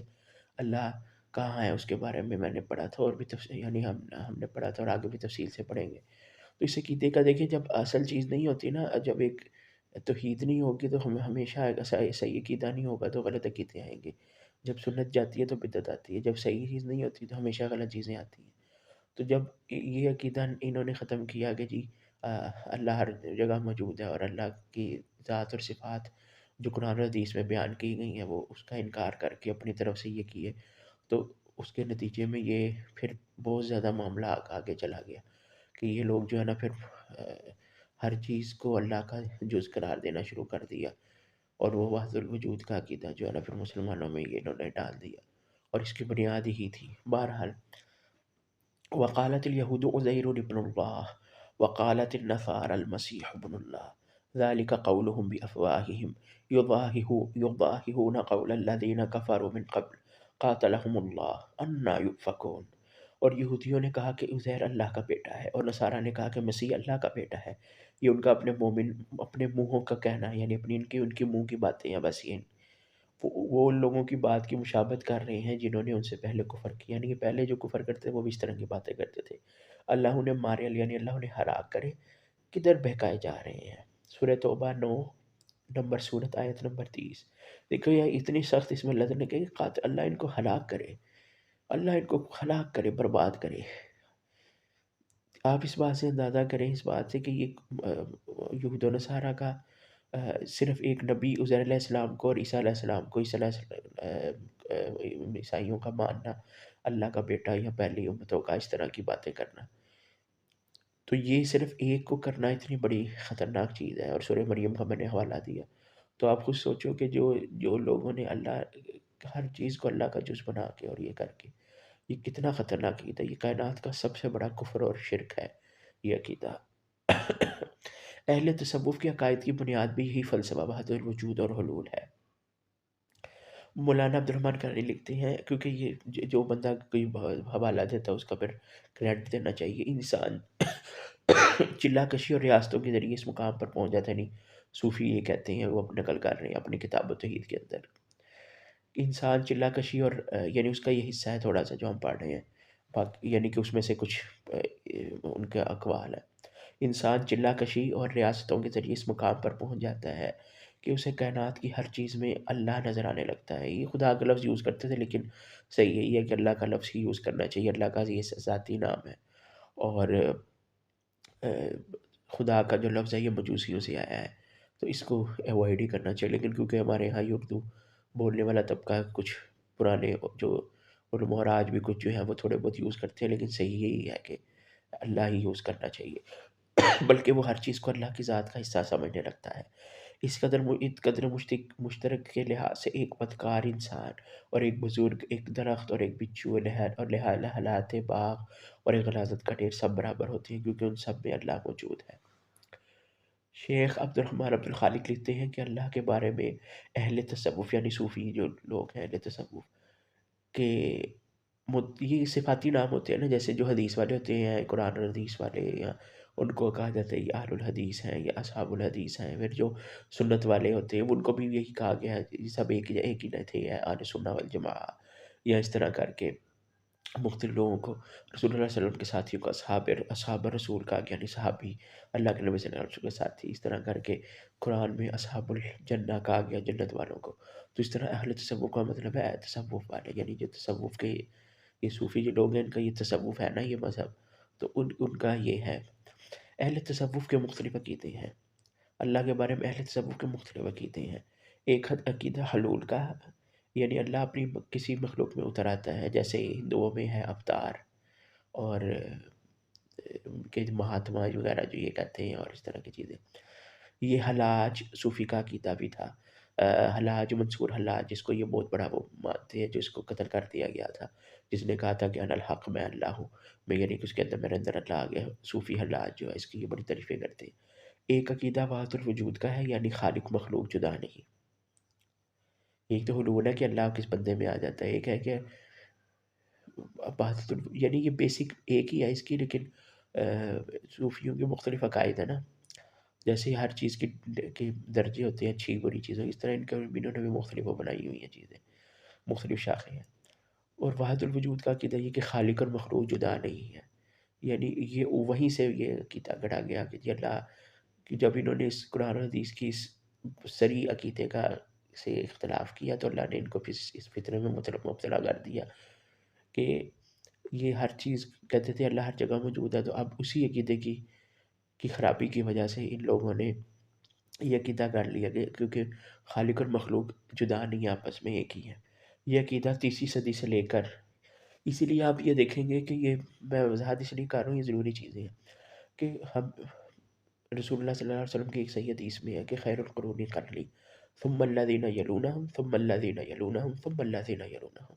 بہترین زمانہ میرا زمانہ ہے، پھر جو اس کے بعد ہے، پھر جو اس کے بعد ہے، پھر جو اس کے بعد ہے۔ ایک حدیث میں 4 دفعہ بھی آیا ہے لیکن 3 دفعہ آتا ہے، اور قرن کہتے ہیں تقریباً 100 سال کو۔ تو جتنی بھی حدیثوں کی بنیادی کتابیں اور عقائد کی، اور 300 سال تک نہ تقلید تھی نہ اس طرح کی عقائد تھی، یعنی تھیں غلط بہت سی چیزیں ہوئی ہیں، رافضی بھی آئے، خارجی بھی آئے، بڑے بڑے فتنے ہوئے، صحابہ کو قتل بھی کیا گیا، شہید بھی کیا گیا، اور بھی بہت کچھ ہوا اسلام کے اندر، لیکن اہل بیت کو بھی کیا گیا قتل اور شہید کیا گیا، بہت کچھ ہوا ہے اسلام میں، یعنی کہ لیکن خیر غالب رہی ہے۔ اسے رسول اللہ صلی اللہ علیہ وسلم ہے کہ بہترین زمانہ میرا زمانہ، پھر جو اس کے بعد ہے، پھر جو اس کے بعد ہے۔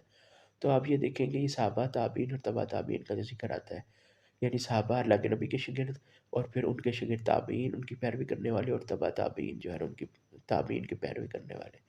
تو یہ بہترین گروہ ان کو کہا گیا۔ اس کے بعد پھر فتنے، اور جتنے بھی آپ دیکھیں گے یہ عقید بڑی بڑی بدعات خرافات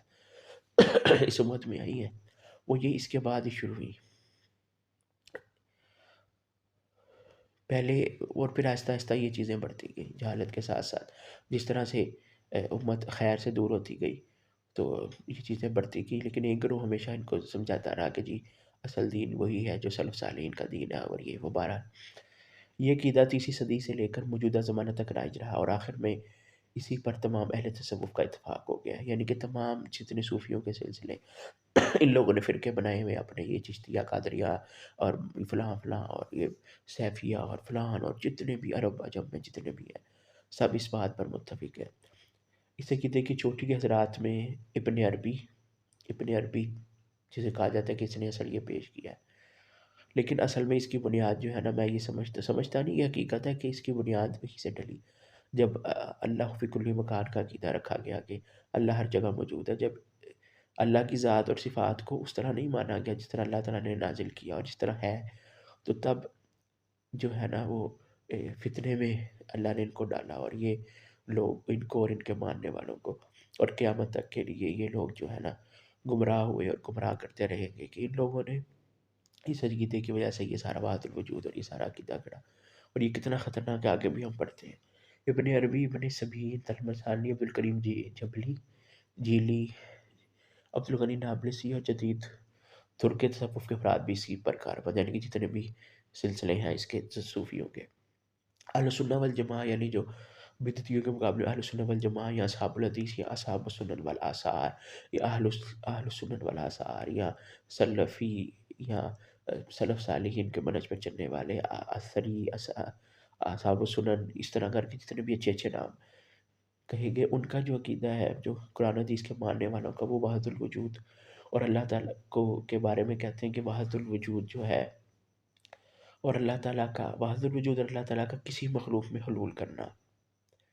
یا مخلوق اور خالق کے یکجان ہونے یعنی ایک ہونے کا عقیدہ رکھنا، دین سے خارج کر دینے والا کفر ہے، اور یقیناً یہ سب سے بڑا کفر ہے کائنات کا۔ امام ابن تیمیہ رحمۃ اللہ علیہ کا نظریہ، امام ابن تیمیہ رحمۃ اللہ علیہ وحدت الوجود کو تسلیم نہیں کرتے تھے، اور کرنا بھی نہیں چاہیے تھا، اور ان کا استدلال یہ تھا کہ یہ نت نئی چیزیں ہیں، یعنی کہ بدعت ہے جو کہ رسول اللہ صلی اللہ علیہ وسلم ایسا عقیدہ ہے جو نیا بنایا گھڑا گیا، جس کو رسول اللہ صلی اللہ علیہ وسلم اور صحابہ کے دور میں یہ چیزیں نہیں تھیں، یہ بات نہیں تھی، لہٰذا پیراوان ابن عربی کے متعلق، یعنی ابن عربی جو جس نے اس عقیدے کا بہت پرچار کیا، ابن عربی کتاب و فتوحات مکیہ، اور ایک اور کتاب ہے اس کا کیا فصوص الحکم، حکمت کے، لیکن اس کے بارے میں اس نے یہ جھوٹ بولا کہ جی اللہ کے نبی نے مجھے اس خواب میں کہا تھا کہ اس کو پھیلاؤ، نعوذ باللہ۔ اچھا، ان لوگوں کے خواب میں اللہ کے نبی آگے سب کچھ بتاتے ہیں۔ ان لوگوں کے عقائد اس بنیاد پر قائم ہے کہ تمام مخلوقات، عالم، جن میں شیاطین، کافر، فاسق، کتا، سور وغیرہ اللہ کا عین ہے، یعنی اللہ ہے حقیقی طور پہ۔ یہ سب چیزیں مخلوق ہونے کے باوجود ذات خداوندی سے یعنی اللہ کی ذات سے متحد ہیں، یعنی کہ وہ یہ وحدت الوجود کا بیسیکلی یہ کنسیپٹ انہوں نے دیا کہ، اور یہ وہی عقیدہ میں بار بار بتا رہا ہوں کہ جب انہوں نے اصل چیز سے ہٹے کہ جی انہوں نے جب الرحمن علی العرش استویٰ کا انکار کر کے اپنی طرف سے یہ بنایا کہ اللہ فی کل مکان، تو پھر اس کی بنیادی طور پہ یہ چیز آتی ہے نا پھر، تو پھر انہوں نے کہا کہ مخلوق کے باوجود کہ مخلوق ہے، اللہ کے علاوہ جو بھی ہے وہ مخلوق ہے، جو بھی ہے وہ مخلوق ہے، آسمان اور زمین اور اس کے درمیان جو کچھ ہے، جو کچھ گزر چکا، جو کچھ ہونے والا، ہر چیز ہر چیز ہر چیز، چھوٹی بڑی ہر چیز مخلوق ہے۔ تو انہوں نے کہا کہ یہ سب ایک ہیں، حالانکہ جو مسلمانوں کا عقیدہ تھا وہ اور ہے کہ جو مخلوق ہے وہ خالق سے جدا ہے، لیکن انہوں نے کہا نہیں، خالق اور مخلوق ایک ہی ہے، اسی لیے کہتے ہیں وحدت الوجود، یعنی کہ ایک ہی وجود ہے کائنات میں، اور وہ اللہ کا وجود ہے اور باقی سارے اسی کا ہی حصہ، اور اس طرح کر کے نعوذ باللہ۔ اور یہ کثرت جو نظر آ رہی ہے فریب نظر ہے، یعنی کہ یہ جو ہمیں یہ چیزیں نظر آتی ہیں یہ سب ہماری نظر کا دھوکہ ہے، حالانکہ جو اللہ تعالیٰ نے قرآن میں اور حدیث میں کہا گیا کہ یہ دنیا جو ہے وہ دھوکے کا سامان ہے، یا اس طرح وہ مل حیات الدنیا متاع الغرور، اور یہ وہ، تو وہ یہی کہ یہ دھوکے کے سامان کا مطلب ہے کہ حقیقت تو ہے اس کی، لیکن ایک ایسی چیز ہے کہ ایک چیز ہوئی اور پھر اس طرح اللہ تعالیٰ نے بھی بڑی مثالیں دی ہیں قرآن میں حدیث میں کہ دنیا کی مثال ایسے ہے، دنیا کی مثال ایسے ہے، حدیث میں بھی بتائی گیا دنیا کی مثالیں ایسی ہیں، وہ یہی ہے کہ جی اس کی حقیقت تو ہے، لیکن ظاہر ہے کہ آخرت کے مقابلے میں اس کی کوئی حقیقت نہیں ہے، اور اسی کو سب کچھ سمجھ لینا، اور اس میں سب کچھ وقتی ہوتی ہے، سب چیزیں جو ہے نا عارضی ہے یہاں پر بہرحال، لیکن ان ظالموں نے جو ہے وہ اس وجود کو ہی وہ کر لیا، اور انہوں نے تو لا الہ الا اللہ کا مطلب باقاعدہ اس کو ہم پڑھیں گے آگے کہ انہوں نے اپنی طرف سے بنا لیا، اور اسی لیے یہ کہتے ہیں کہ رام رحیم کے جھگڑے کیا تمہیں کورک دندہ ہو نعوذ باللہ، اور صوفیوں نے جو اس طرح کے عقیدے گھڑے، اللہ معاف کرے، ایسی ایسی شعر و شاعر اور ایسی چیزیں کہ یہ لوگ کہتے ہیں ظالم کہ جی جو بھی جس کو لا معبود الا اللہ، اللہ کے کوئی جو بھی کوئی پوچھتا ہے کسی اور کو بھی تو وہ بھی اللہ کو ہی پوچھ رہا ہے نعوذ باللہ، اور انہوں نے پھر جو سب سے اعلیٰ درجے کا یہ کہتے ہیں کہ وجود صرف ایک ہی ہے اور وہ اللہ کا وجود ہے نعوذ باللہ، اور مخلوق جو اللہ نے پیدا کی ہے جو کہ عدم سے، یعنی کہ ایک چیز نہیں تھی، ایگزسٹ ہی نہیں کرتی تھی، اللہ نے اس کو پیدا کیا، تو اس کو یہ لوگ جو ہے نا ان لوگوں نے وہ کر لیا۔ تو ابن تیمیہ رحمۃ اللہ نے اپنے اس رسالہ میں ابن عربی کا شعر بھی نقل کیا، اور اس کی کتاب میں ہے یہ کہ وہ کہتا ہے کہ الرب حق والعبد حق یا لیتا شعری من المکلف، یعنی کہ رب بھی حق ہے اور عبد یعنی کہ بندہ جو اللہ کے کا بندہ ہے انسان وہ بھی حق ہے، تو مجھے یہ سمجھ نہیں آتی کہ مکلف کون ہے، جس کا ترجمہ یہ ہے کہ رب بھی اللہ ہے اور انسان بھی اللہ ہے، کاش مجھے یہ معلوم ہوتا کہ ان میں سے مکلف یعنی دوسرے کو احکام کی بندی کا حکم دینے والا کون ہے، یعنی ایک ہی تو وجود ہے سارا۔ اس ظالم نے یہ کہا، اسی جیسے قائد کی بنیاد پر شیخ الاسلام ابن تیمیہ رحمۃ اللہ علیہ نے اور سب امت کے اور قیامت تک ایسا ہی ہوتا رہے گا سوائے صوفیوں کے، صوفی تو اس کو شیخ اکبر اپنا کہتے ہیں، میں کسی کا نام نہیں لے رہا، آگے نام لے بھی لیں گے انشاءاللہ، ابن عربی کو کافر قرار دیتے ہیں، اور بالکل یہ کفر کا بدترین کفر اور شرک کا عقیدہ ہے، اور ان لوگوں نے پرچار کیا باقاعدہ اس چیز۔ اچھا، پھر یہ فنا کے 3 درجات انہوں نے رکھے، مثلا بعض صوفیہ کے ہاں، یہ آگے یہ لمبا ٹاپک ہے تفصیل سے انشاءاللہ، بعض صوفیوں کے ہاں اتحاد یا وحدت الوجود سے مراد اللہ کی ذات میں فنا ہو جانا، یعنی کہ انہوں نے مختلف ہوتے ہیں نا، ہر ایک نے اپنی، یعنی کان کو ادھر سے پکڑ لو ادھر سے پکڑ لو، تو ان ظالموں نے مختلف درجات بھی بنائے ہوئے ہیں، تو ان کے ہاں فنا کے 3 درجے ہیں، مثلا مناہی کو ترک کر کے، یعنی کہ ہوتا ہے نا کہ سٹیپ بائی سٹیپ جیسے ان لوگوں نے بنایا ہوا ہے ظالموں نے، کہ شریعت جو کہ اصل دین ہے قرآن اللہ نے نازل کی، وحی اللہ کی انبیاء پر نازل کی، انبیاء جو سب سے افضل مخلوق ہوتے ہیں، تو ان ظالموں نے کہا کہ شریعت ہو رہا ہے یہ عام لوگوں کے لیے، اور پھر طریقت ہوتی ہے جس کو یہ صوفیوں نے وہ کیا، پھر طریقت کے بعد حقیقت ہوتی ہے ہر چیز کی، تو اسی طرح انہوں نے کہ جی منی مناہی کے جو جن کاموں سے منع کیا کہ ان کو ترک کر کے اور عوامل کی تبدیل میں ڈوب جانا، پہلا درجہ یہ ہوتا ہے یہ درجے حاصل کرنے کا، یہ کہ آپ جو ہے نا برے وہ کرو، پھر عبادت کرتے کرتے اللہ کی ذات میں فنا ہو جانا دوسرا حصہ، اور تیسرا حصہ اپنے آپ کو عین اللہ سمجھنا، یعنی کہ سب کچھ جس طرح وہ منصور الحاج نکال الحق، اور جس طرح یہ لوگ کرتے ہیں کہ ہمیں انوار نظر آتے ہیں، ہمیں بیت الخلاء میں بھی انوار نظر آتے ہیں، اور ہمیں ہر چیز میں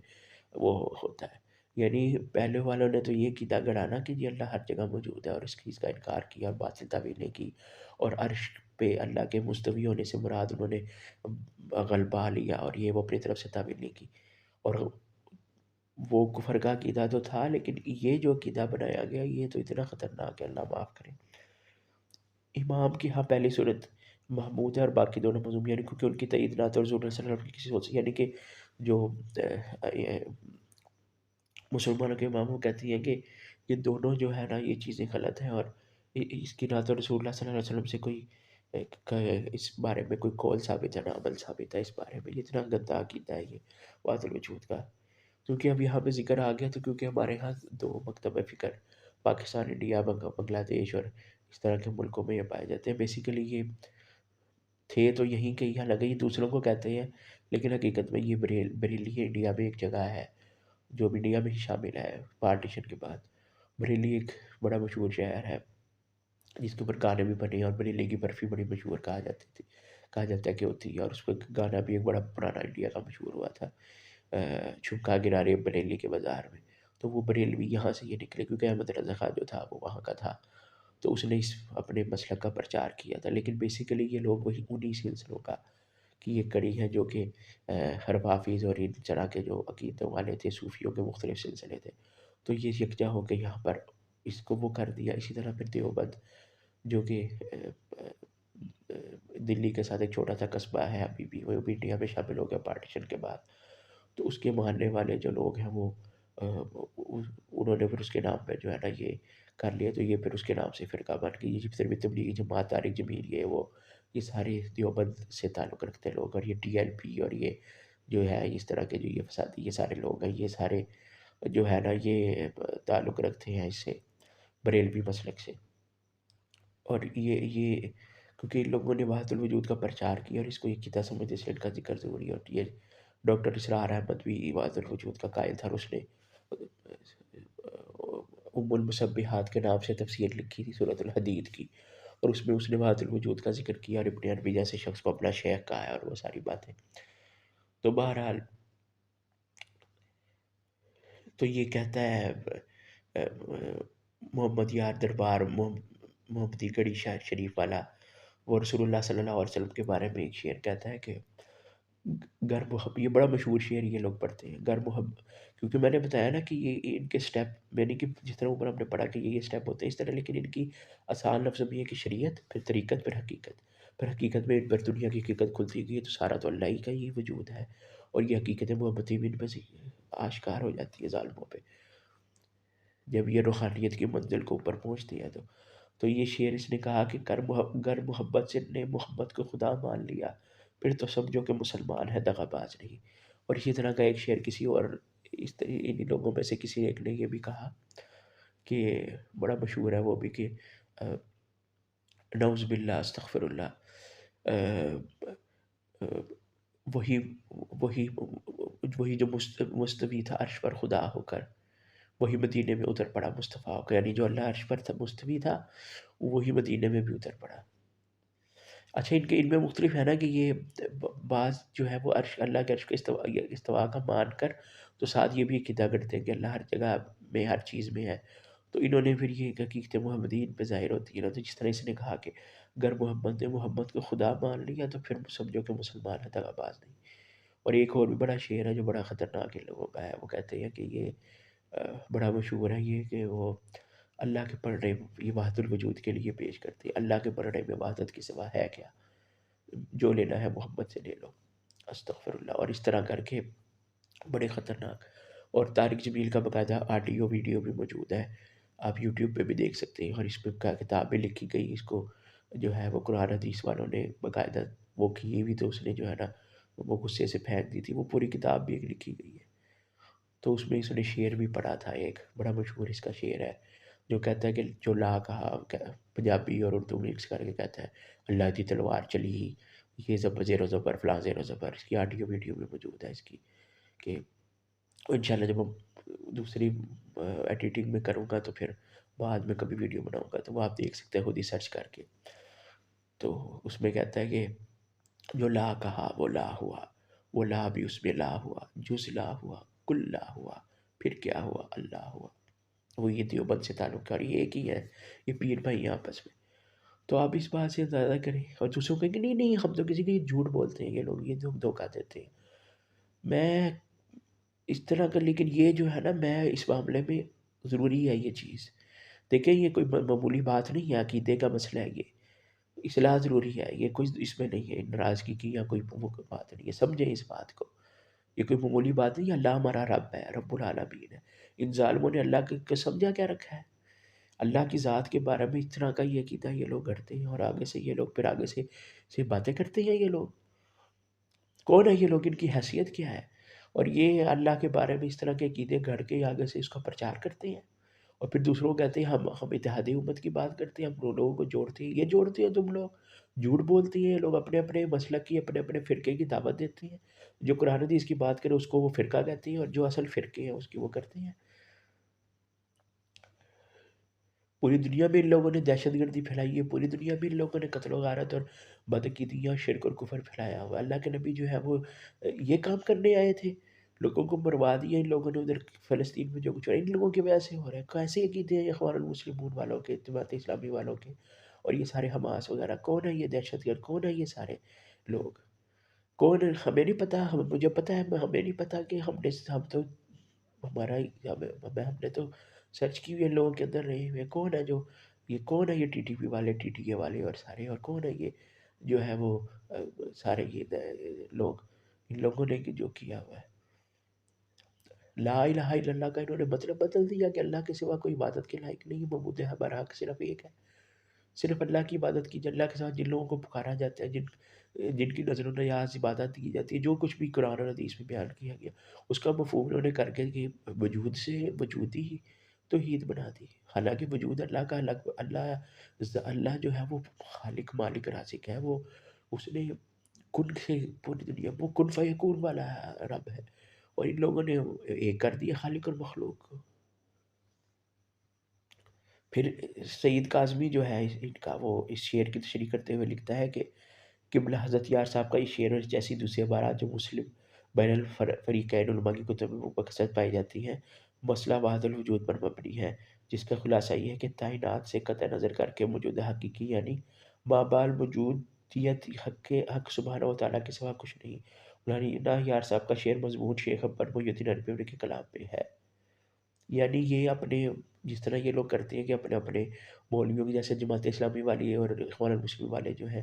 یہ مودودی اور سید قطب وغیرہ کا دفاع کرتے ہیں، تو وہ ان کو کہا جائے کہ اس نے حدیثوں کا انکار کیا ہے، اس نے صحابہ پہ تنقید کی ہے، یا اللہ کے اسماء اور صفات کا انکار کیا ہے، یا اس طرح کر کے تو وہ دفاع کرتے ہیں۔ اس طرح یہ سارے لوگ اس طرح کرتے ہیں، اپنا دفاع کر اپنے اپنے ملانوں صوفیوں کا دفاع کرتے ہیں کہ جس نے یہ کہا بجائے یہ کہے کہ یہ غلط ہے، آگے سے کہہ رہا ہے کہ اس کے بتا رہا ہے کہ اس کا یہ مطلب ہے، اور بڑی علمی باتیں، بڑی مشکل سی اردو لکھ کے نا، تاکہ عام لوگ، اور پھر کہ وہ کہہ رہا ہے کہ یہ جو ہے نا شیخ اکبر، جو یہ اسرار احمد نے بھی اپنی کتاب میں کہا کہ شیخ اکبر محی الدین ابن عربی کا کلام میں ہے یہ، جس طرح اس نے بھی یہ کہا کہ تم محمد عظیم الشان صلی اللہ علیہ وسلم محمد کو مان کرتے ہو جیسے تم سراب کو دور سے دیکھ کر پانی سمجھتے ہو، یعنی کہ تم رسول اللہ صلی اللہ علیہ وسلم، جو محمد رسول اللہ نبیوں کا امام اور آخری نبی صلی اللہ علیہ وسلم ہے، ان کو تم محمد کو مان کرتے ہو جیسے تم سراب کو دور، سراب کہتے ہیں کہ کوئی ریگستان ہو اور وہاں پہ آپ کو ایسے نظر آئے کہ دور کوئی پانی ہے، لیکن آپ آگے چلتے جاؤ تو وہ نظر آتا ہے۔ یہ بہت زیادہ شعر و شاعری میں بھی، اردو میں، عربی میں استعمال ہوا ہے، قرآن میں بھی اس کا ذکر ہے۔ یہ سراب کا لفظ بہت اہم ہے تو وہ کہتے ہیں یہ تو سراب ہے کہ آپ کو پانی نظر آئے لیکن پانی نہیں ہے۔ سراب ہوا جس کو دور سے آپ پانی سمجھتے ہو، وہ ظاہری نظر میں پانی ہی ہے، یعنی ظاہر میں وہ پانی ہی ہے۔ سراب جس طرح ہوتا ہے نا کہ آپ کو پانی نظر آئے گا، لیکن حقیقت میں آب نہیں ہے، یعنی پانی نہیں ہے، بلکہ سراب ہے، یعنی سراب ہے کہ پانی نظر آ کے پانی نہیں ہو۔ اس طرح یہ اللہ کے یہ پوری کائنات کے بارے میں یہ مثالیں دیتی ہے ظالم۔ بڑی ان لوگوں نے مثالیں دی ہوئی ہیں۔ جب تم محمد صلی اللہ علیہ وسلم کے قریب آؤ گے تو تم محمد صلی اللہ علیہ وسلم کو نہ پاؤ گے، بلکہ صورت محمدیہ میں اللہ تعالیٰ کو پاؤ گے، اور رویت محمدیہ میں اللہ تعالیٰ کو دیکھو گے، نعوذ باللہ۔ وہی جس طرح کہ وہ طاہر القادری کی ایک پنجابی اردو میں سپیچ ہے جو وحدت الوجود کے اوپر ہی ہے تقریباً، کہ وہ معراج کا واقعہ بیان کرتا ہے، اس میں اپنی طرف سے یہ بنا لیتا ہے کہ جی پھر اللہ نے کہا تمہاری بے ناز میں آج، پھر اللہ نے دروازہ بند کر لیا، اور ہکھے تیرا ہک نو ڈو جانیو کافر تھے مشرک، یہ کافی کہتے ہیں یہ صوفی، یہ کہتے ہیں جو اللہ کو یعنی کہ جو توحید قرآن اور حدیث میں بیان کی اس کو یہ لوگ نہیں مانتے، وہ کہتے ہیں یہ تو وہابیوں کا دین ہے، لیکن جو دین اللہ نے نازل کیا اس کو یہ لوگ انکار کر کے اپنی طرف سے کرتے ہیں، اس کا پرچار کرتے ہیں جو کہ غلط ہے، صحیح چیز کا پرچار روکتے ہیں اور غلط چیز یہ بیان کرتے ہیں کہ یعنی کہ اللہ رسول ایک ہے، اور جو اس کے مخالف کی درک ہے وہ کافر مشرک ہے، یعنی کہ اور یہ باقاعدہ صوفیوں کا عقیدہ ہے کہ یہ جو وحدت الوجود کا نہیں مانتے یا اس طرح کے جو عقیدہ رکھتے ہیں ان کو یہ کہتے ہیں کہ یہ توحید کا وہ صحیح طرح نہیں کرتے، اور اسی طرح جو ہے نا ان لوگوں نے یہ باقاعدہ باتیں، اور یہی بات طارق جمیل کی بھی ایک ویڈیو موجود ہے، اس نے بھی یہ کہا کہ جی آپ دیکھ سکتے ہیں یوٹیوب پہ، اس نے کہا کہ وہ ایک کسی کے دربار بھی کولڑا میں گیا، شاید کولڑا جو ہے ادھر جا کے یہ کہہ رہا تھا، اور کہ قرآن کی جو آیت ہے معراج کے بارے میں سورۃ القمر میں اس کی غلط تعبیل کی کہ کعبہ حسینی ہوا تھا نا، یعنی کہ دو کمانوں کا فاصلہ ہو گیا، تو اس نے کہا کہ یہ اتنا کمانوں کا کہ ہم طویل ہی نہیں کر سکتے، یعنی یہ لوگ بہت ہی خطرناک، تو یہی مضمون اس نے بھی بیان کیا کہ اسی لیے ان کا باقاعدہ یہ عقیدہ ہے، میں اس لیے یہ بات بتا رہا ہوں وضاحت کے ساتھ کہ آپ کو سمجھ لگے اس بات کی کہ یہ جو ہے نا کہ جی یقین پہ حقیقت، شریعت طریقت کے بعد حقیقت کھلتی ہے تو ان پہ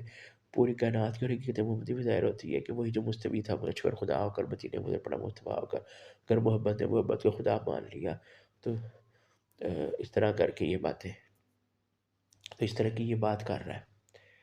پھر یہ دیوبندیوں کا جو نقطہ نظر دیکھ لیں، جو کہ ان کو کہتے ہیں کہ یہ فلاں فلاں ہے، یہ قبر پرست ہے، یہ وہ ہے وہ ہے، حالانکہ یہ دونوں حنفی ہیں اور ان کے اندر بھی پیری مریدی اور سارے سلسلے صوفیوں کے ہیں، لیکن جو ہے یہ ان کو یہ سمجھا جاتا ہے کہ نہیں یہ تو بڑے توحید بیان کرنے والے ہیں، یہ تبلیغی جماعت اور یہ فلان اور یہ طارق جمیل اور فلاں فلاں فلاں۔ تو وہ جو ایک حدیث آتی ہے کہ اللہ کے نبی صلی اللہ علیہ وسلم نے فرمایا کہ جو میرے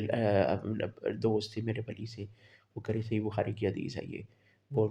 اس میں حالانکہ یہ ہے کہ فرائض پڑھتا ہے، یعنی کہ فرائض کی پابندی، نماز روزہ اور جو بھی فرائض ہیں اس کو، حج وغیرہ کے جو بھی فرائض اللہ نے ہیں وہ مکمل کرتا ہے، اور اس کے علاوہ نفل کرتا ہے تو اللہ تعالیٰ اس کے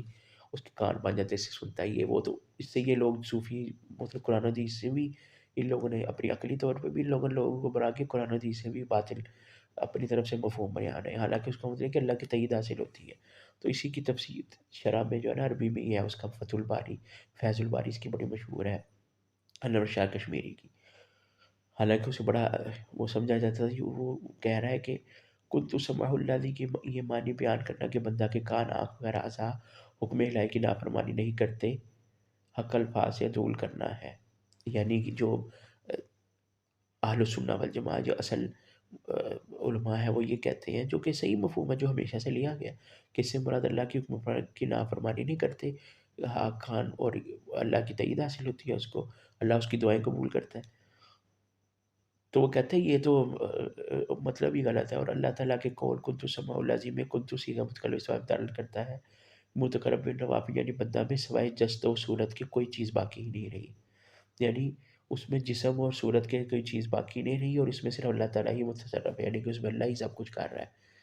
نعوذ باللہ، یعنی کہ اس کا اپنی طرف سے یہ مفہوم بتا رہا ہے یہ دیوبندی جو تھا جو شاہ کشمیری فیض الباری میں، اور یہی وہ معنی ہے جن کو صوفیہ کنا فنا فی اللہ سے تعبیر کرتے ہیں، یعنی کہ وہ کہہ رہے ہیں دیکھو یہ تو فنا فی اللہ کا کہ دلیل ہمیں مل گئی ہے، حدیث مذکور میں کنت سمع لازم وحد الوجود کی طرف چمکتا ہوا اشارہ، نعوذ باللہ، یعنی کہ کہتے ہیں کہ اس میں اس کا کان بن جاتا ہوں اور آنکھیں بن جاتا ہوں اور یہ وہ، تو وہ کہتے ہیں یعنی جو اسلاف نے سلف صالحین نے جو مفہوم بیان کیا وہ غلط ہے، وہ سارے بیچارے وہ گھر بیٹھے ان کو نہیں پتہ چلا، اے جڑے نا انہاں نوں پتہ ہے اے جڑے ماں دے دینے ہیں، تو وہ کہتا ہے وحد الوجود کی طرف چمکتا ہوا اشارہ ہے، اور ہمارے شاہ عبدالعزیز صاحب محدث دہلوی کے زمانے تک اس مسئلہ وحدت الوجود میں بڑے متشدد اور حریص تھے،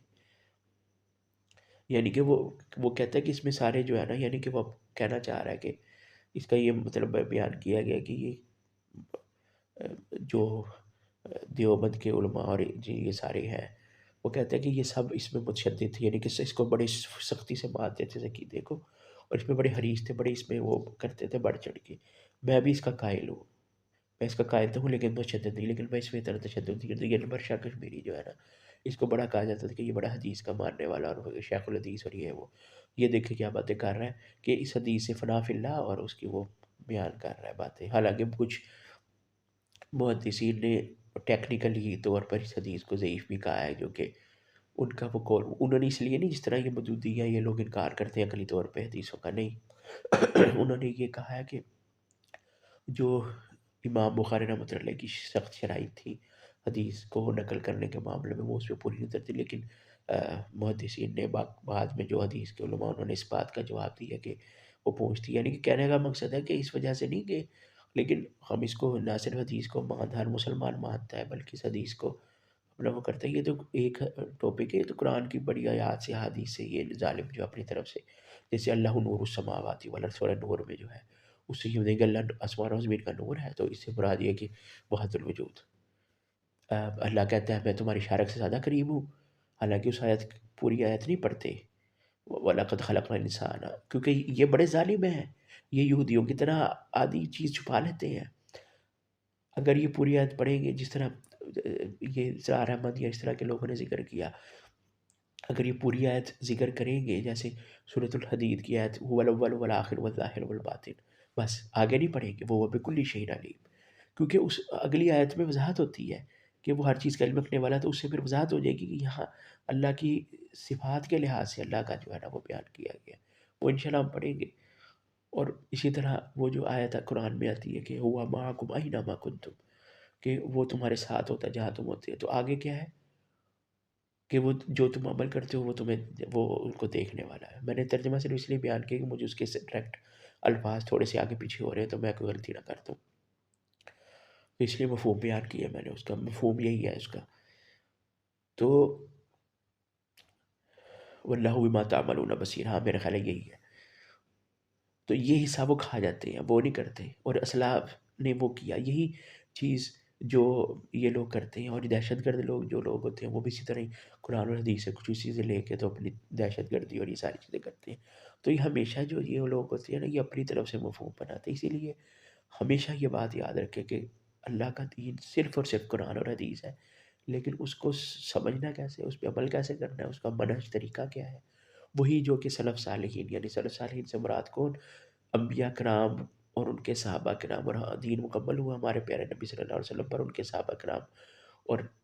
تابعین تبع تابعین جو خیر القرون کے اندر. اور یہ چیزیں موجود ہیں اور قیامت تک ایسے لوگ بے شک وہ تھوڑے ہوتے ہیں، وہ ہمیشہ ان کو بتاتے رہتے ہیں، لیکن یہ لوگ پھر بھی ہر دھرمی کے ساتھ لبادہ اوڑھ کے اور اپنی طرف سے بڑی میٹھی میٹھی کر کے اور چرب زبانی اور بدتمیزی یا کر کے اور دہشت گردیاں پھیلا کے اور سارا یہ کر کے جو کچھ ہم حاصل کر رہے ہیں، خود وہ کھڈے میں پڑے ہوئے ہیں بغیرت لوگ، بدعقیدہ لوگ، خبیث. ادھر سارے جو ہے وہ سرنگوں میں بڑے ہوئے ہیں، ادھر جو ہے وہ پتہ نہیں کتنے 12-15 ہزار آج تک بچے شہید ہو چکے ہیں، کتنے لوگوں کو، اور لوگ وہ وہاں پہ گھاس کھا رہے ہیں ابال کے. یہ خوارج سے زیادہ خطرناک لوگ ہیں. وہ خوارج جنہوں نے صحابہ کو شہید کیا، اس سے زیادہ یہ لوگ خطرناک ہیں. یہ کیونکہ یہ لبادہ اوڑھتے ہیں اور یہ کر کے اس طرح کے لوگوں سے بچیں. میں ہم آپ کو بتا رہے ہیں یہ بات، کوئی اس میں یہ بات نہیں ہے، یہ عقیدے کا مسئلہ ہے. بچیں ان لوگوں سے. اگر آپ لوگ کہتے نہیں جی ہم نے یہ ہے تو پھر بچیں ان لوگوں سے بھی. کوئی یہ لیکن آپ کو یہ پسند ہے تو چھوڑیں ان کو، یہ ان کی کوئی حیثیت نہیں ہے. بہرحال آگے دیکھیں، ابھی تو یہ کچھ بھی نہیں. آگے دیکھیں ذرا، ناقابل فہم فلسفہ. قدیم و جدید صوفیہ نے فلسفہ وحدت الوجود اور حلول کو درست ثابت کرنے کے لیے بڑی لمبی بحثیں کی، یعنی کہ لوگوں نے بڑی لمبی چوڑی بحثیں کی ہیں. آج کے یعنی کہ بحثیں کیا کی ہیں ان لوگوں نے، جو مثالیں دی ہیں کہ انسان کو یہ لوگ وہ کر دیتے ہیں، اس کو معاف کر دیتے ہیں. اتنے ظالم لوگ، انہوں نے قرآن کی آیات سے حدیث سے استدلال کرنے کی کوشش کی ہے ان ظالموں نے. یعنی اب ایک غلط عقیدے کو اس سے ثابت کرنے کی کوشش کی ہے. یہ تو وہی بات ہے نا کہ جسے اسلام میں رسول اللہ صلی اللہ علیہ وسلم آیا لعن اللہ اپنے آخری ایام میں، بیماری کے دنوں میں، مرض الموت کے دنوں میں فرمایا کہ لعن اللہ الیہود والنصارى اتخذوا قبور انبیاءہم مساجد، کہ اللہ یہود و نصارہ پہ لعنت کرے کہ انہوں نے اپنے نبیوں کی قبروں کو مسجدیں بنا لی، عبادت گاہیں بنا لیا، اور قبروں کو پختہ کرنے سے منع کیا گیا، اور یہ اور وہ سارا، جس اسلام میں قبروں کو ایک گٹ سے ایک بالش سے اونچا کرنا حرام ہے، قبروں کو پختہ کرنا حرام ہے، ان پہ بیٹھنا، ان پہ مجاور بننا اور یہ چیزیں، اور انبیاء کرام جیسی عظیم ہستیوں کو، عظیم ترین ہستیوں کی قبروں کو بنانے والوں کو کہا گیا کہ یہ، اور ایک حدیث میں تو یہاں کا کہا گیا کہ شرار الخلق اولئک شرار الخلق عند اللہ یوم القیامہ، یہ قیامت کے دن بدترین مخلوق ہوں گے جو نیک لوگوں کے یہ قبروں پہ یہ کر کے وہ کرتے ہیں، تو وہاں پر جو ہے بڑے بڑے مزار اور میلے ٹھیلے، اور وہاں پہ باقاعدہ وہ ہوتے ہیں، وہاں پہ جو ہے نا غیر اللہ کی نظر و نیازیں اور یہ کچھ ہوتے ہیں۔ تو ان لوگوں نے جو ایک چیز جو کہ اسلام کے بالکل مخالف تھی، اس کے مقابلے میں اپنے عقیدے گھڑے، اپنے نظریے کرے، اور اس کے مقابلے میں یہ ظالم دیکھے آگے سے ہی جو ہے نا یہ باتیں کرتے ہیں اور ثابت کرنے کی کوشش کرتے ہیں، لمبی لمبی بحثیں کرتے ہیں اس کے اوپر فضول قسم کی، اور آج کے سائنسی دور میں عقل اس بھی سے تسلیم نہیں کر سکتی۔ جس طرح عیسائیوں کا عقیدہ تثلیث ایک میں سے تین اور تین میں سے ایک عام آدمی کے لیے نافہم، اور یہ خود بھی کہتے ہیں، جیسے اسرار احمد نے بھی انڈیا میں جب کیا تھا، ذاکر نائک نے اس کو بلایا تھا، اور اس طرح کر کے اور بھی یہ ساری کہتے ہیں، یعنی سارا کچھ بیان کر کے پھر کہتے ہیں یہ تو فلسفے کا مسئلہ ہے، اگر آپ اس کو انکار بھی کر دیں تو کوئی پرابلم نہیں ہے، آپ انکار، یعنی کہ سارا کوئی بیان کر کے اس کو قرآن کے، یا جیسے وہ جو سید قطب تھا جو کہ خان المسلم ہے جس کی یہ حسن بننا اور یہ مودودی اور یہ سارا ایک ہی گروپ عرب اجم کا، جن لوگوں نے یہ ساری حماس اور یہ ساری دہشت گرد تنظیمیں بنائی ہیں، جن لوگوں نے پوری دنیا میں مسلمانوں کا بیڑا کر کیا اور وہاں پہ قتل و غارت کروائی ہے کافروں کے ہاتھوں، تو ان لوگوں نے اس نے قل هو اللہ احد کی تفسیر اس طرح کی، یہ ان لوگوں نے بکواسیات کی ہوئی ہے۔ بچیں ان لوگوں سے، بچیں ان لوگوں سے، سمجھ کریں کچھ۔ قل هو اللہ احد کا مطلب یہ ہے کہ وحدۃ الوجود، نعوذ باللہ۔ تو ان لوگوں نے اس طرح کر کے یہ باتیں کی ہیں، تو یہ ایک آدمی کے لیے بھی نافہم ہے کہ یہ ان کے عقیدے، اور واقعی یہ خود کہتے یہ فلسفہ عام لوگوں کی سمجھ میں آنے، واقعی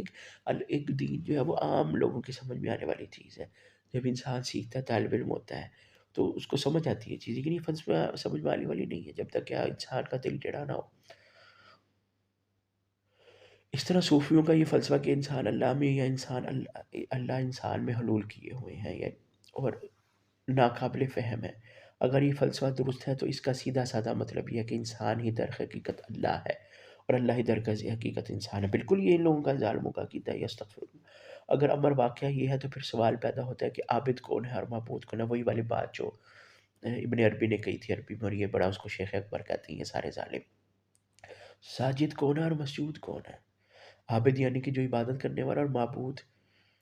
یعنی جس کی عبادت کی جائے، یعنی اللہ، وہ کون ہے؟ ساجد کون ہے؟ سجدہ کرنے والا۔ اور مسجود کون ہے جس کو سجدہ کیا جا رہا ہے؟ مرنے والا کون اور مارنے والا کون؟ جو انسان مر رہا ہے وہ کون ہے، اور جو مارنے والا وہ کون ہے؟ زندہ ہونے والا کون اور زندہ کرنے والا کون ہے؟ روز جزا ہے، حساب لینے والا کون ہے اور دینے والا کون ہے؟ بھئی جب سب ایک ہی ہے، وحدۃ الوجود کا مطلب یہ ہے نا اس ظالموں، جب ایک ہی مطلب ہے، ماد دینیوں، ایک ہی مطلب ہے کہ جب خالق بھی ایک ہے، مخلوق بھی ایک ہے، جب وجود ہی ایک ہے، تو پھر بھئی ساجد مسجود عبادت معبود کا مطلب کیا ہے؟ کوئی عقل ہے کہ تمہارے اندر؟ کوئی ہے کہ تمہارے اندر؟ کوئی کون لوگ ہو تم لوگ؟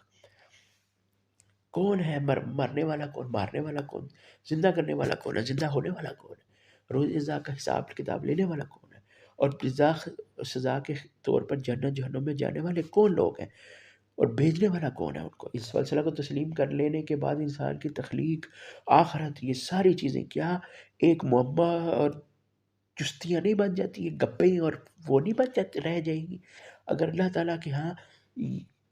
یہ عقیدہ قابل ہے تو پھر یہودیوں اور عیسائیوں کا عقیدہ ابن اللہ کیوں قابل قبول نہیں؟ انہوں نے تو صرف اللہ کا ایک نبی کو بیٹا بنایا نا، اگر وہ قابل قبول نہیں تو یہ کیسے انہوں نے پکڑی؟ اسی لیے کہا گیا ہمارے سب نے شروع سے لے کے آخر تک قیامت تک کہتے رہیں گے کہ یہ کائنات کا سب سے بڑا شرک، سب سے بڑا کفر ہے، اور یہ عیسائیوں اور یہودیوں کے اور اس طرح کے لوگوں کے جنہوں نے، اور جو زرتشت وغیرہ، یہ وہ کہ ایک برائی کا خدا ہوتا ہے اور ایک اچھائی کا خدا ہوتا ہے، جنہوں نے دو خدا بنایا، جنہوں نے تین بنایا، جنہوں نے ایک، بیٹا بنایا تو اس سے بھی بڑے یہ بدترین کفر ہے۔ اور مشرکین کو، جس طرح مشرکین مکہ اللہ کو فرشتوں کو اللہ کی بیٹیاں کہتے تھے، مشرکین کا یہ عقیدہ کہ انسان اللہ کا جز ہے، کیوں قابل قبول نہیں؟ جس طرح وہ لوگ کہتے تھے وحدت الوجود کے قائل بت پرستی کو کیوں قابل قبول نہیں کرتے، حالانکہ جو بتوں کی پوجا کی جاتی ہے وہ کسی شخصیت کی ہی پیروی کر رہے ہوتے ہیں۔ حقیقت یہ ہے کہ کسی انسان کو اللہ کی ذات کا جز سمجھنا یا اللہ کی ذات میں مدغم سمجھنا یا اللہ تعالیٰ کو کسی انسان میں مدغم سمجھنا ایسا کھلا شرک ہے جس پر اللہ تعالیٰ کا شدید غضب بھڑک سکتا ہے، بھڑکے گا انشاءاللہ، اور یہ قیامت تک یہ کائنات کا سب سے بڑا شرک اور کفر ہے۔ ڈاکٹر ابو عدنان سہیل لکھتے ہیں عقیدہ وحدت الوجود کوئی نیا عقیدہ نہیں ہے، بلکہ عقیدہ تثلیث ہی کی بدلی ہوئی شکل ہے۔ عیسائی کہتے ہیں کہ اللہ روح القدس اور عیسیٰ علیہ السلام ایک ہے، اور گمراہ مسلمان یعنی صوفی لوگ کہتے ہیں کہ کائنات کی ہر چیز اللہ ہے۔ کم علم زاہدوں اور عبادت گزاروں نے اس سے ایک قدم آگے بڑھ کر عابد اور معبود، یعنی کہ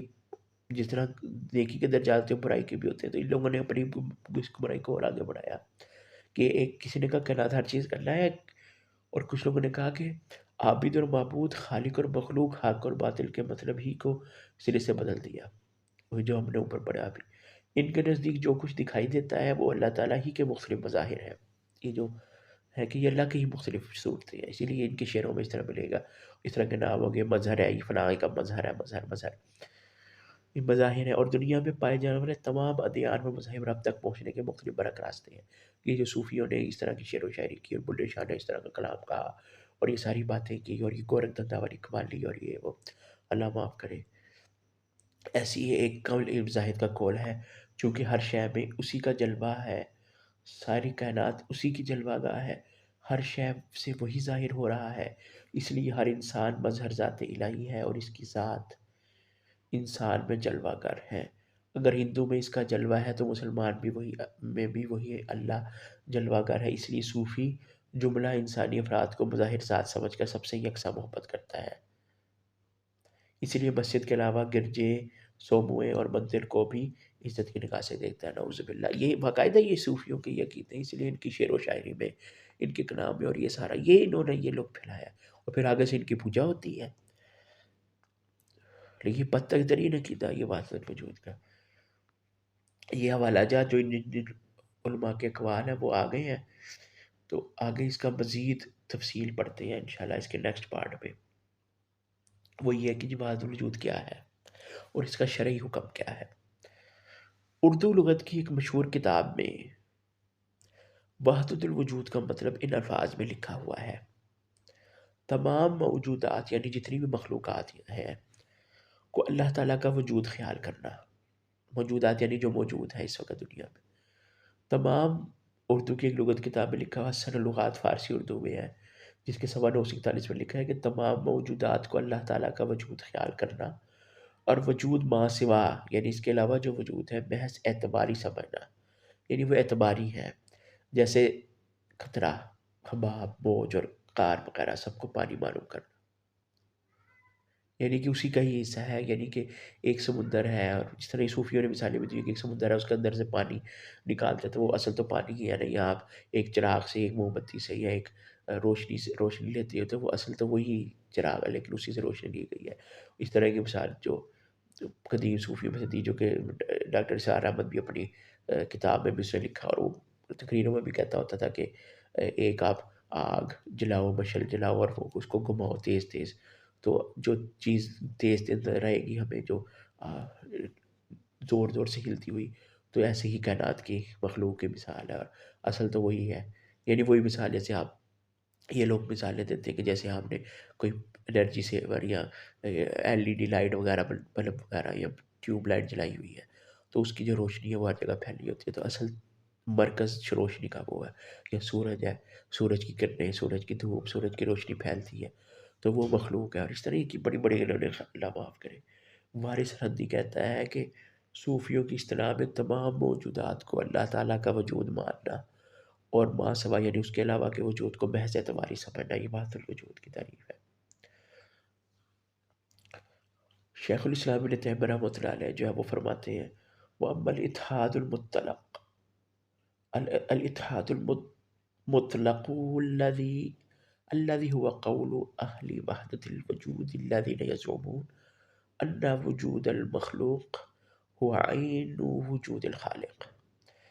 ابن تیمیہ رحمۃ اللہ علیہ جی فرماتے ہیں اس کی تعریف کرتے ہوئے کہ اتحاد مطلق اسے کہتے ہیں جو وحدت الوجود والوں کا قول ہے، یعنی کہ وحدت الوجود والے جو یہ صوفی لوگ ہیں ان کا قول ہے، جو سمجھتے ہیں کہ مخلوق کا وجود عین خالق کا وجود ہے۔ نعوذ باللہ۔ آج ابن تیمیہ رحمۃ اللہ علیہ دوسرے مقام پر لکھتے ہیں قال وصاحب هذا الكتاب الذي هو فصوص الحکم، یعنی کہ وہ ابن عربی کا ذکر کر رہے ہیں،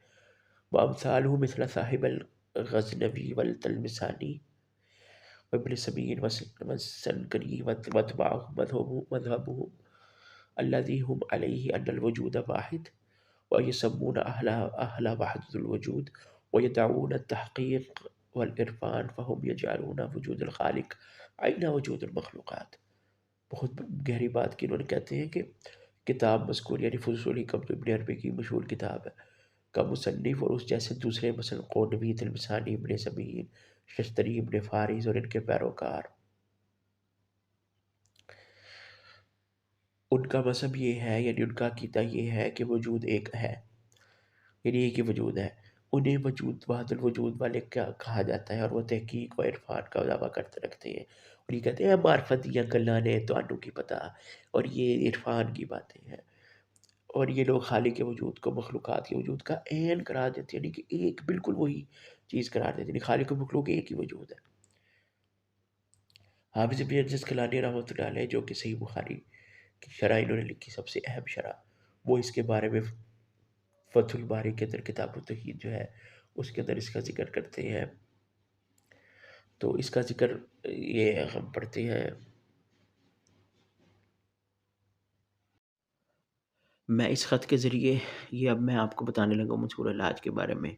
سوال ہوتا ہے کہ میں اس خط کے ذریعے سے یہ معلوم کرنا چاہتا ہوں کہ یہ منصور حلاج کون تھا، کس صدی میں گزرا ہے اور کس جرم کی پاداش میں اسے قتل کیا گیا تھا۔ محدثین اور علماء محققین منصور حلاج کے بارے میں کیا فرماتے ہیں، دلائل سے ثابت کریں۔ آگے اس نے اپنا نام اور وہ لکھا ہوا ہے، تو جواب دیتے ہیں شیخ کہ حسین بن منصور الحلاج کا تعارف۔ الجواب، حسین بن منصور الحلاج، جسے جاہل لوگ یعنی صوفی وغیرہ لوگ جو منصور الحلاج کے نام سے یاد کرتے ہیں، کا مختصر و جامع تعارف درج ذیل ہے۔ حافظ ذہبی رحمہ اللہ فرماتے ہیں کہ المقتول علی زندقہ ما روی وللہ الحمد شیئا من العلم وكانت له بداية جيدة وتأله وتصوف ثم انسلخ من الدين وتعلم السحر وأراهم المخاريق أباح العلماء دمه فقتل سنة 11 و300۔ اسے زندیق ہونے کی وجہ سے قتل کیا گیا تھا۔ اللہ کا شکر ہے اس نے علم کی کوئی چیز روایت نہیں کی، اس کی ابتدائی یعنی اللہ کا شکر ادا کریں کہ اس نے کوئی علم کی کوئی چیز روایت نہیں کی، نہیں تو پھر لوگ جو ہے نا اس کی پیروی شروع کرتے، لیکن دیکھ پھر بھی صوفیوں نے اس کو جو ہے نا وہ بہت زیادہ کیا، ہندو بھی اس کی بڑی وہ کرتے ہیں۔ اس کی ابتدائی حالت بظاہر اچھی تھی، یعنی کہ شروع میں جو عبادت گاہی تصوف کا اظہار کرتا ہے، یعنی کہ تصوف شروع میں یہی کہا جاتا تھا کہ یہ تزکیہ نفس ہے، یہ وہ، حالانکہ اسلام میں اس کے لیے احسان اور دوسری جو ہے نا چیزیں استعمال ہوتی تھی قرآن میں حدیث میں، کہ احسان کرنا یا نیکیوں کا کرنا اور اس طرح نرم دل ہونا اور یہ وہ، لیکن ان لوگوں نے اس کو وہ کر کے تو آہستہ آہستہ بظاہر بات اسٹیپ بائی اسٹیپ پھر وہ دین اسلام سے نکل گیا، یعنی کہ شروع میں پھر اس نے جادو سیکھا اور اسے استدراج کرتے ہوئے خرق عادت چیزیں لوگوں کو دکھائیں۔ جادوگر تھا وہ، جادو سیکھا اور اس نے پھر جو ہے نا یہ کچھ چیزیں ایسی کی، اس وجہ سے لوگ پھر اس کی پیروی شروع کر دی، اور بعد میں پھر اس نے جو ہے نا دعویٰ کر دیا، اور مکرم نے فتویٰ دیا کہ اس کا خون بہانا جائز ہے، یعنی کہ اس کے قتل کا فتویٰ دیا گیا تھا۔ ظاہر ہے وہ جو اس نے اب کہا تھا الحق میں اللہ ہوں اور میرے یہ ہے وہ، اور مجھے اس طرح کر کے، اور لہٰذا اسے 311 ہجری میں قتل کیا گیا۔ یعنی آپ اندازہ کریں کہ اس وقت یہ ہوا معاملہ، اور اس کے بعد سے لے کے اب تک یہ ظالم لوگ، جیسے کہ یہ تو ہوتا ہی ہے نا، ظاہر ہے لوگ پھر ان غلط لوگوں کا وہ سپورٹر ہمیشہ رہتے ہیں۔ حافظ ابن عسقلانی رحمۃ اللہ علیہ فرماتے ہیں یہ سارے جو ہے نا یہ محدثین ہیں جن کے اسماء اور رجال میں گہرا علم اللہ نے ان کو دیا، تو وہ اس کا وہ بتا رہے ہیں۔ یہ مزار الاعتدال ان کی کتاب کا حوالہ تھا۔ اب حافظ ابن حجر رحمۃ اللہ علیہ فرماتے ہیں والناس مختلفون فی واکثرهم علی انہ زندیق ضال، لوگوں کا اس حسین بن منصور الحاج کے بارے میں اختلاف ہے، اکثریت کے نزدیک وہ زندیق گمراہ تھا، کیونکہ ظاہر ہے انہوں نے آج تقریباً 400-500 سال بعد اس کے قتل ہونے کے یہ اس کے حالات لکھے، تو وہ ظاہر ہے اس میں کچھ لوگ تھے وہ جو کرتے تھے، ہوتا ہے کچھ لوگ کرتے ہیں کہ جی پتہ نہیں شاید یہ ہوا ہو وہ ہوا ہو، لیکن صحیح یہی تھا کہ وہ زندیق تھا۔ اور اس طرح کر کے دور متاخرین میں اسماء رجال کی ان دو جلیل القدر اماموں اور اسماء اور رجال کی دو مشہور ترین کتابوں سے جمہور علماء کے نزدیک حلاج مذکور کا زندیق و گمراہ ہونا ثابت ہوتا ہے۔ جلیل القدر امام ابو عمر محمد ابن العباس محمد بن زکریہ ابن یحییٰ البغدادی ابن حیویہ رحمہ اللہ فرماتے ہیں کہ لما اخرج حسین الخلاج لیقتل مضیت فی جملۃ الناس ولم ازل ازاحم حتی رأیتہ فقال لاصحابی لا یحلنکم ھذا فانی اعد الیکم بعد 30 یوما ثم قتل۔ یہ وہ امام ہیں جو انہوں نے جو ہے نا اس کے دور کے تھے، کہتے ہیں جب حسین حلاج کو قتل کے لیے جیل سے نکالا گیا تو لوگوں کے ساتھ میں بھی دیکھنے کے لیے گیا، میں نے لوگوں کے رش کے باوجود اسے دیکھ لیا، وہ اپنے ساتھیوں سے کہہ رہا تھا تم اس سے نہ ڈرنا، میں 30 دنوں کے بعد تمہارے پاس دوبارہ زندہ ہو کر آ جاؤں گا۔ اس طرح کی بھی وہ باتیں کرتا تھا، بڑا ذلیل تھا وہ کہ میں 30 دن بعد زندہ ہو کے آ جاؤں گا اور میں اللہ ہوں اور یہ ہے اور وہ اور پتہ نہیں اس طرح کی باتیں بڑی اس نے، تو اس سے ڈرنا، اس سے نہ ڈرنا، میں 30 دنوں کے بعد تمہارے پاس دوبارہ زندہ ہو کر آ جاؤں گا، پھر وہ قتل کر دیا گیا۔ اور صوفیوں نے اس کو جو ہے نا وہ بہت زیادہ، یہ بڑے ظالم لوگ ہیں، انہوں نے اسلام کا مسلمانوں کا وہ نقصان کسی نے نہیں کیا۔ پھر یہ تاریخ بغداد کا حوالہ ہے، اس کی سند صحیح، اور المنتظم ابن جوزی، اور یہ اس کے دور کا واقعہ ہے جب اس کو قتل کیا گیا تھا۔ وہذا الاسناد صحیح لا شک کا بھی لسان الميزان میں بھی ہے، اسنادہ صحیح۔ اس صحیح سند سے معلوم ہوا کہ حسین بن منصور بالحناج جھوٹا شخص تھا۔ شیخ اسلام ابن تیمیہ 30 دن میں کہتا تھا میں 30 دن میں زندہ ہو کے آ جاؤں گا، جھوٹ بولتا تھا، بکواس کرتا تھا۔ شیخ الاسلام ابن تیمیہ رحمۃ اللہ فرماتے ہیں کہ وعند جماہیر المشائخ الصوفیہ واہل العلم ان الحلاج لم یکن من المشائخ الصالحین بل کان زندیقا۔ جمہور مشائخ تصوف اور اہل علم علماء حق کے نزدیک، یعنی جو اس وقت ہوتے تھے، اب تو خیر یہ سب صوفیوں کا وہ امام ہے تقریباً، تو وہ اس وقت کچھ ہوتے تھے جو تھوڑے سے وہ اس طرح کے عقیدے نہیں تھے، خالی قسم کے نہیں ہوتے تھے صوفی، تو ان لوگوں نے کہا کہ یہ، اور اہل علم جتنے بھی علماء حق اور دین والے تھے، قرآن حدیث والے تھے، انہوں نے کہا کہ ان کے نزدیک جو ہے نا حلاج نیک لوگوں میں سے نہیں تھا بلکہ زندیق تھا۔ زندیق کہتے ہیں بہت بڑا ملید اور گمراہ تھا۔ الحمدللہ رب العالمین الحلاج قتل علی الزندقہ، اللہ رب، اور پھر ایک جگہ کہتے ہیں اللہ رب العالمین کا شکر ہے حلاج کو زندیق ہونے کی وجہ سے قتل کیا گیا تھا۔ شیخ الاسلام مزید فرماتے ہیں کہ وَكَذَلِكَ مَن لَّمْ يَجُوزْ قَتْلَ مِثْلُهُ فَهُوَ مَارِقٌ مِّن دِينِ الإسلام۔ اور اسی طرح جو شخص حلاج کے قتل کو جائز نہیں سمجھتا وہ شخص بھی دین اسلام سے خارج ہے۔ حافظ ابن الجوزی نے اسے حسین بن منصور کے بارے میں کتاب لکھی ہے، القاطع المحال اللجاج القاطع بمحال الحلاج۔ ابن جوزی فرماتے ہیں انہ کان ممخرقہ، بے شک وہ جھوٹا باطل پرست تھا۔ اس شدید جرحوں کے مقابلے میں حلاج مذکور کی تعریف و توثیق ثابت نہیں ہے۔ ظفر احمد عثمانی تھانوی دیوبندی صاحب نے حشری تھانوی دیوبندی کی زیر نگرانی کتاب لکھی ہے القول المنصور فی ابن منصور سیرت منصور حلاج، یہ کتاب مکتبۃ دارالعلوم کراچی نمبر 14 سے شائع شدہ ہے۔ اس کتاب میں تھانوی نے موضوع بے اصل اور مردود روایات جمع کر کے یہ تاثر دینے کی کوشش کی ہے کہ دیوبندیوں کے نزدیک حسین بن منصور حلاج آدمی تھا۔ یہ صوفیوں کے نزدیک دیوبندی بریلوی وغیرہ وہ تو اس کو امام مانتے ہیں، یعنی جو شخص اپنے آپ کو رب کہہ رہا ہے، جو شخص جھوٹے دعوے کر رہا ہے، جادو کر رہا ہے، اور بھی بڑے اس کے جو ہے نا اس کے بارے میں اس کو اس زندگی شکیت کی وجہ سے اس کو قتل کیا کہ اس کی یہ لوگ جو ہے نا وہ کر رہے ہیں، ایسے یہ لوگ ہیں۔ لوگوں کے اسرار بیان کرنے پر تھانوی کہتا ہے کہ مثال ایک، لوگوں کے اسرار بیان کر دیتے، ان کے دلوں کی باتیں بتلا دیتی، یعنی کہ دادا کرو لوگوں کے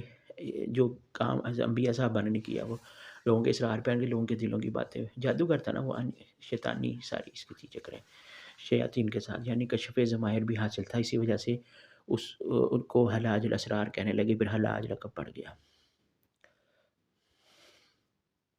تب سے اس قول کی بنیاد تاریخ بغداد کی ایک روایت ہے جسے احمد بن حسین بن منصور نے تستر میں بیان کیا تھا۔ احمد بن حسین منصور کے حالات معلوم نہیں ہے، لہٰذا یہ شخص مجہول ہے۔ مثال نمبر 2، تھانوی لکھتا ہے کہ حسین بن منصور نے فرمایا کہ اللہ تعالیٰ نے ہر چیز کے لیے، یعنی وہ تو آپ سے فرمائیے کہے گا نا اس کو، ہر چیز کے لیے حدوث کو لازم کرتی ہے۔ عبد الکریم بن حوازن القشیری کے رسالہ القشیریہ میں یہ عبارت بحوالہ عبد الرحمن اسلمی نے صبر لکھی ہوئی ہے۔ عبد الرحمن سلمی اگرچہ اپنے عام شہر والوں اور اپنے مریدوں کے نزدیک جلیل القدر تھا، مگر اسی شہر کے محدث محمد بن یوسف القطان النیسابوری، جو کہ وکانہ صدوق له معرفۃ فی الحدیث وقدر شیء من فقہ الشافعی وله مذہب مستقبل فرماتے ہیں کہ کان عبد الرحمن السلمی غیر ثقہ وکان یزلی صوفی علی حدیث، کہ یہ جو ابو الرحمن سلمی غیر ثقہ تھا اور وہ صوفیوں کے لیے حدیث کھڑا کرتا تھا۔ تاریخ بغداد میں یہ سند صحیح کے ساتھ ہے، یعنی شدید جرح کے مقابلے میں سلمی مذکور کی تعدیل بطریقہ محدثین ثابت نہیں ہے۔ سلمہ کے استاد محمد بن غالب اور اس کے استاد ابو نصر احمد بن سعید الاسفجانی کی توثیق بھی مطلوب ہے۔ خلاصہ یہ کہ اس موضوع سند کو تھانوی صاحب نے فخریہ پیش کیا ہے۔ اس شدید جرح کے مقابلے میں تنبیہ بلیغ، عبد الکریم بن حوازن نے رسالہ شریعہ میں حسین الحاج کو بطور ولی ذکر نہیں کیا۔ رسالہ شریعہ اس کے ترجمہ سے خالی ہے، کسی توثیق کے حالات میں ذیلی طور پر اگر ایک موضوع روایت میں اس کا نام آ گیا تو اس پر خوشی نہیں منانی چاہیے، یہ بات بڑی ہے۔ خلاصہ تحقیق، حسین بن منصور الحلاج اولیاء اللہ میں سے نہیں تھا، بلکہ وہ ایک گمراہ زندیق صوفی تھا جسے جلیل القدر، یہ پھر پڑھیں،